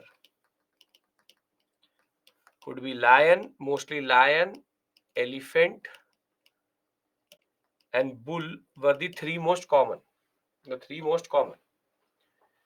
Now, basically, together A, B, C, and when you add, you get capital. Who knows if there is some wood structures around pillars? Sakshi, don't be Sherlock Holmes. No, that is not how it works. So who knows? So then, it could be aliens also there. So it could be anything. The problem is textual references at certain what we actually know of, which is that the royal mandate was to not have any structures because it's not an aesthetic purpose. You tell me one thing. I give you a very important pillar in which I have a very important inscription. Would you make a structure around it if you have to send a message to everybody? Actually, think of it. No. So when you want to show that message to everybody, then obviously you will keep it freestanding. Why other kings not destroyed if no one other no knowledge? Not others will destroy because politics is not vindictive like today. Because today we believe in destroying structures of other political parties when we come to power. So they have little bit of ethics more than what we have today. Now, lower abacus bell structure, platform, and capital figure. This is a basic structure. If I go with showing this to you, you have monolithic shaft. This is called abacus. Abacus divided into two, which is 1, 2. This is 2A and B together is called abacus. This is 1, 2. This is 3. So shaft, lower capital, which is called bell or lower abacus, which is the lotus structure, bell structure, middle abacus or upper abacus, which is the platform on which the capital figure is there, which is mostly bull, lion, elephant. Now, this is an example of a shaft. This is example of a shaft, and this is the most famous capital figure or the most famous capital. This comes from Sarnath. It is famous for three things. First, this is the emblem of the government of India. But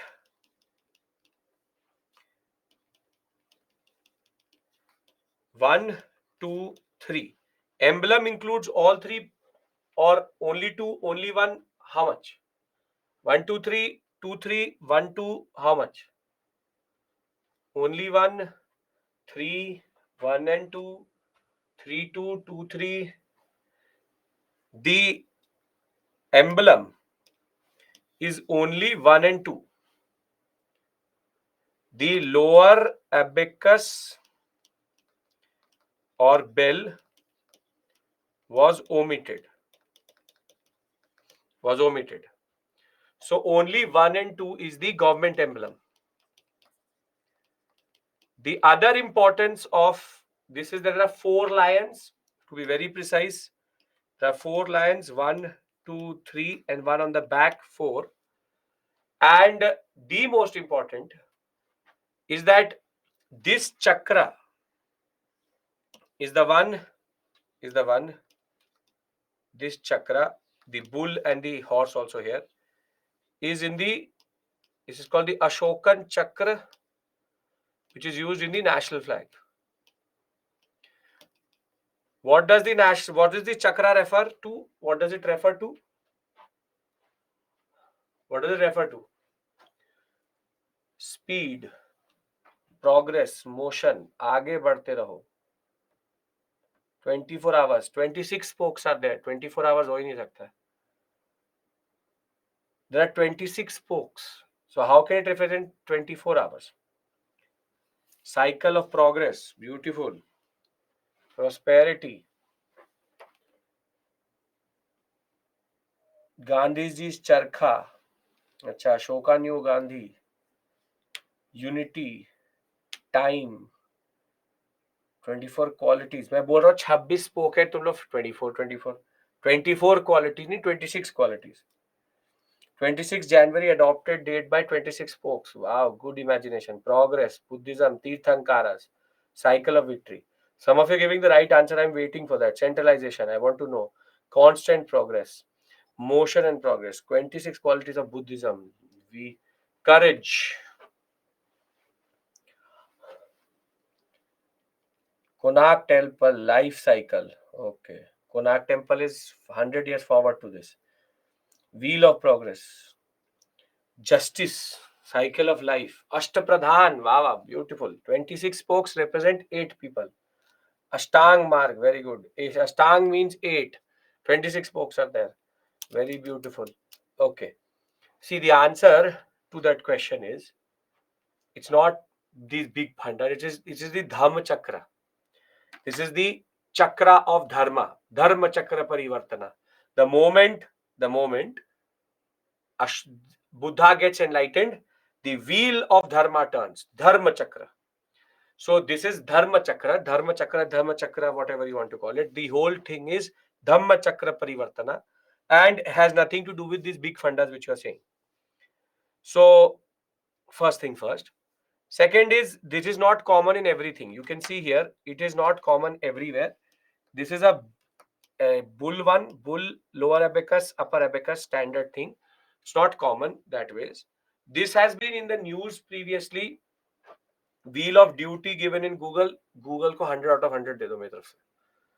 100 out of 100 to Google. UPSC clear कर जाएगा एकदम. गजब. Perfect. Now,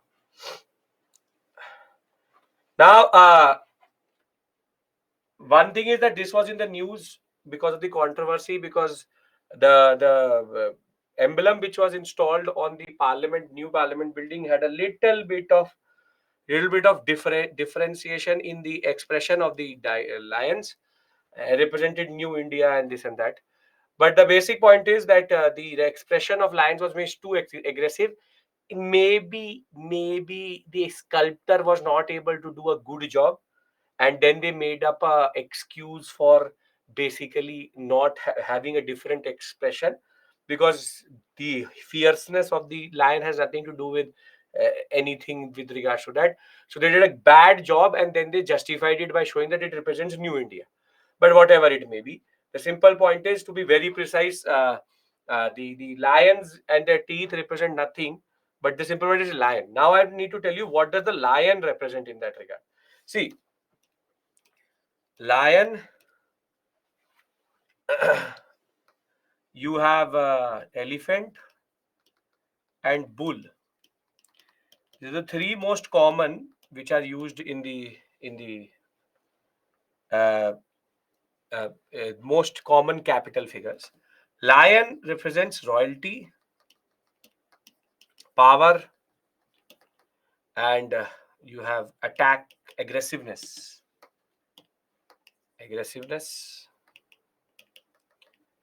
Elephant represents grandeur, bigness, and bull represents fertility,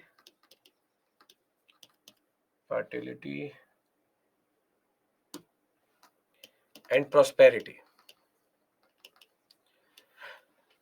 The oldest rock cut structure in India is called the Dhauli. Dhauli is the place elephant. The Dhauli elephant is the oldest because the shaft does not survive because of basic wear and tear, but the capital figure does. But the capital figure does. So the basic point is that these animals have symbolic differentiation, and from 1, 2, 3, 4, all types of capital alliance were there. We have multiple places, for example, in Sachi, Sarnath, Rampurva, Vaishali, Sankisa, Lauri, and Nandangarh. We have one also, we have two also, we have three also, we have four at Sarnath. We have elephant, we have, it's not consistent.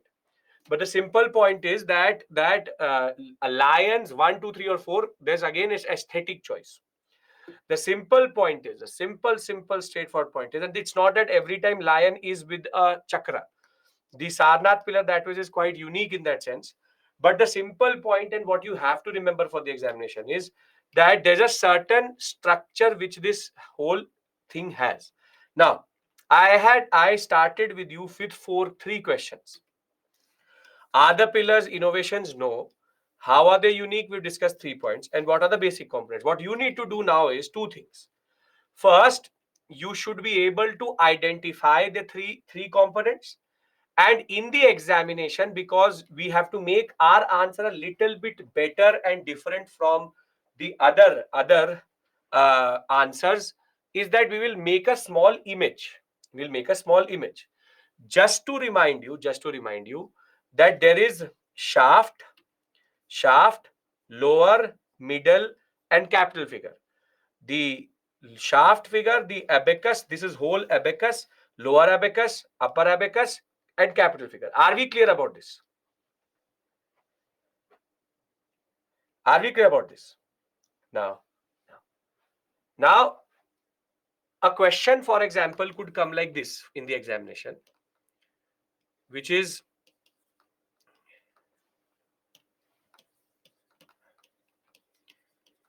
the Mauryan pillars were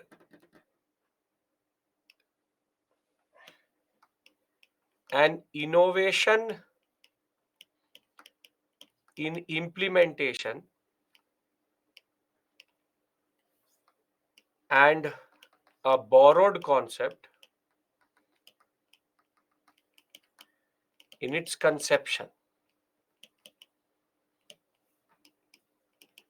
Discuss.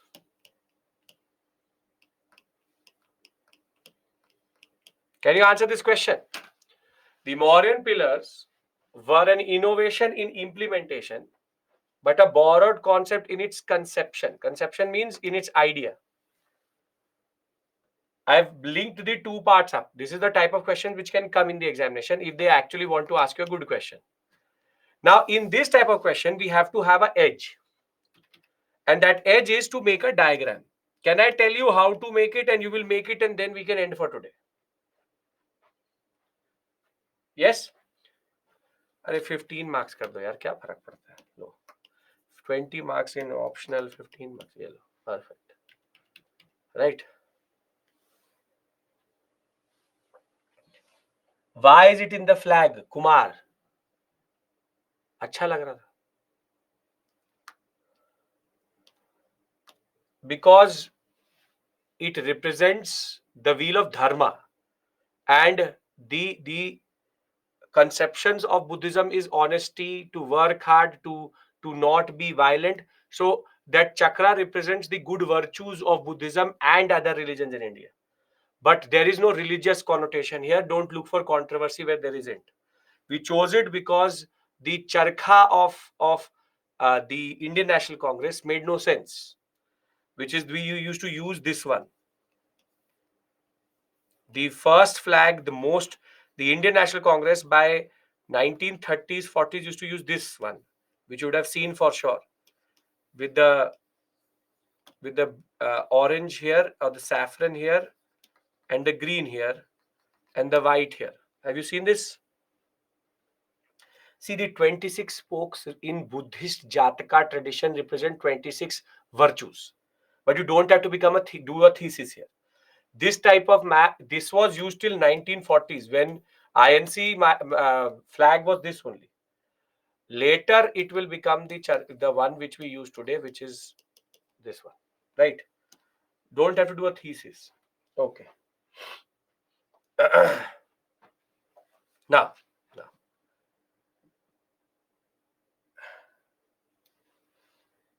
you have to make a diagram.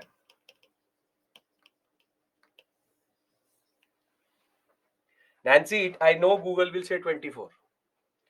I know it because the original has 26. Now distortion is 24. It will Google will give you 24. I know that. If you will count it in the emblem, it will come out to 26. Later distortion, it will show 24. I know that. Baiju's website also says 24. That does not make it a patthar ki lakir. I know that. So I know you will be Googling in the background. So Google based answers will mostly give you 24. I know that because they're picking up from a wrong website. Google does not have its own answers. It picks up from websites. So 24. 26, original 26. I'm telling you about this one. This one. Okay. And this is what is used in the flag. That is what I'm trying to say. Okay. Diagram. Now you obviously don't have time. You don't have time to make a 3D rendering. You don't have time to make 3D rendering. So rather, you will make something which you can make within 30 seconds. So make a triangle, make a rectangle, make a cylinder type structure like this. The thicker you make it is better. Then make something like this, and then make it this. That's it. Shaft, lower abacus. It will make you more time to write this down rather. Upper abacus and capital figure. You have to make this and tell me. I'll make it again for you. Simple, straightforward point. Don't have to be Michelangelo or Da Vinci here. The more clearer you make it, the better it is. But have to make it simple, straightforward. That's it. Again, simple. And don't have to make a life size in the paper. Have to keep it in the right hand corner. That's it.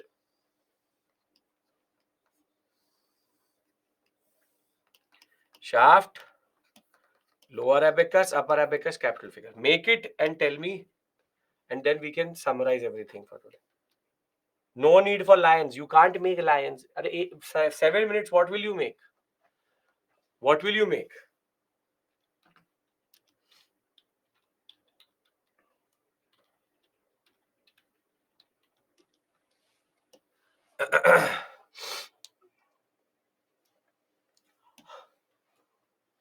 Done?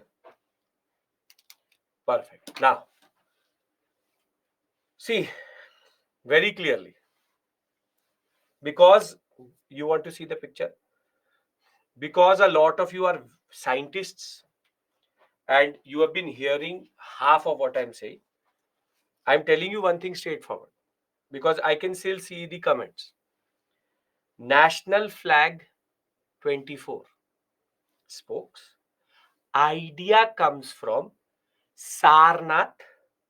Sarnath emblem originally had 26, but we took 24. So when you will talk about the Sarnath emblem, when you will go to the archaeological record, it will say 26. But when adopted in the national flag, 24. So please don't email me about something which I will not reply to you also.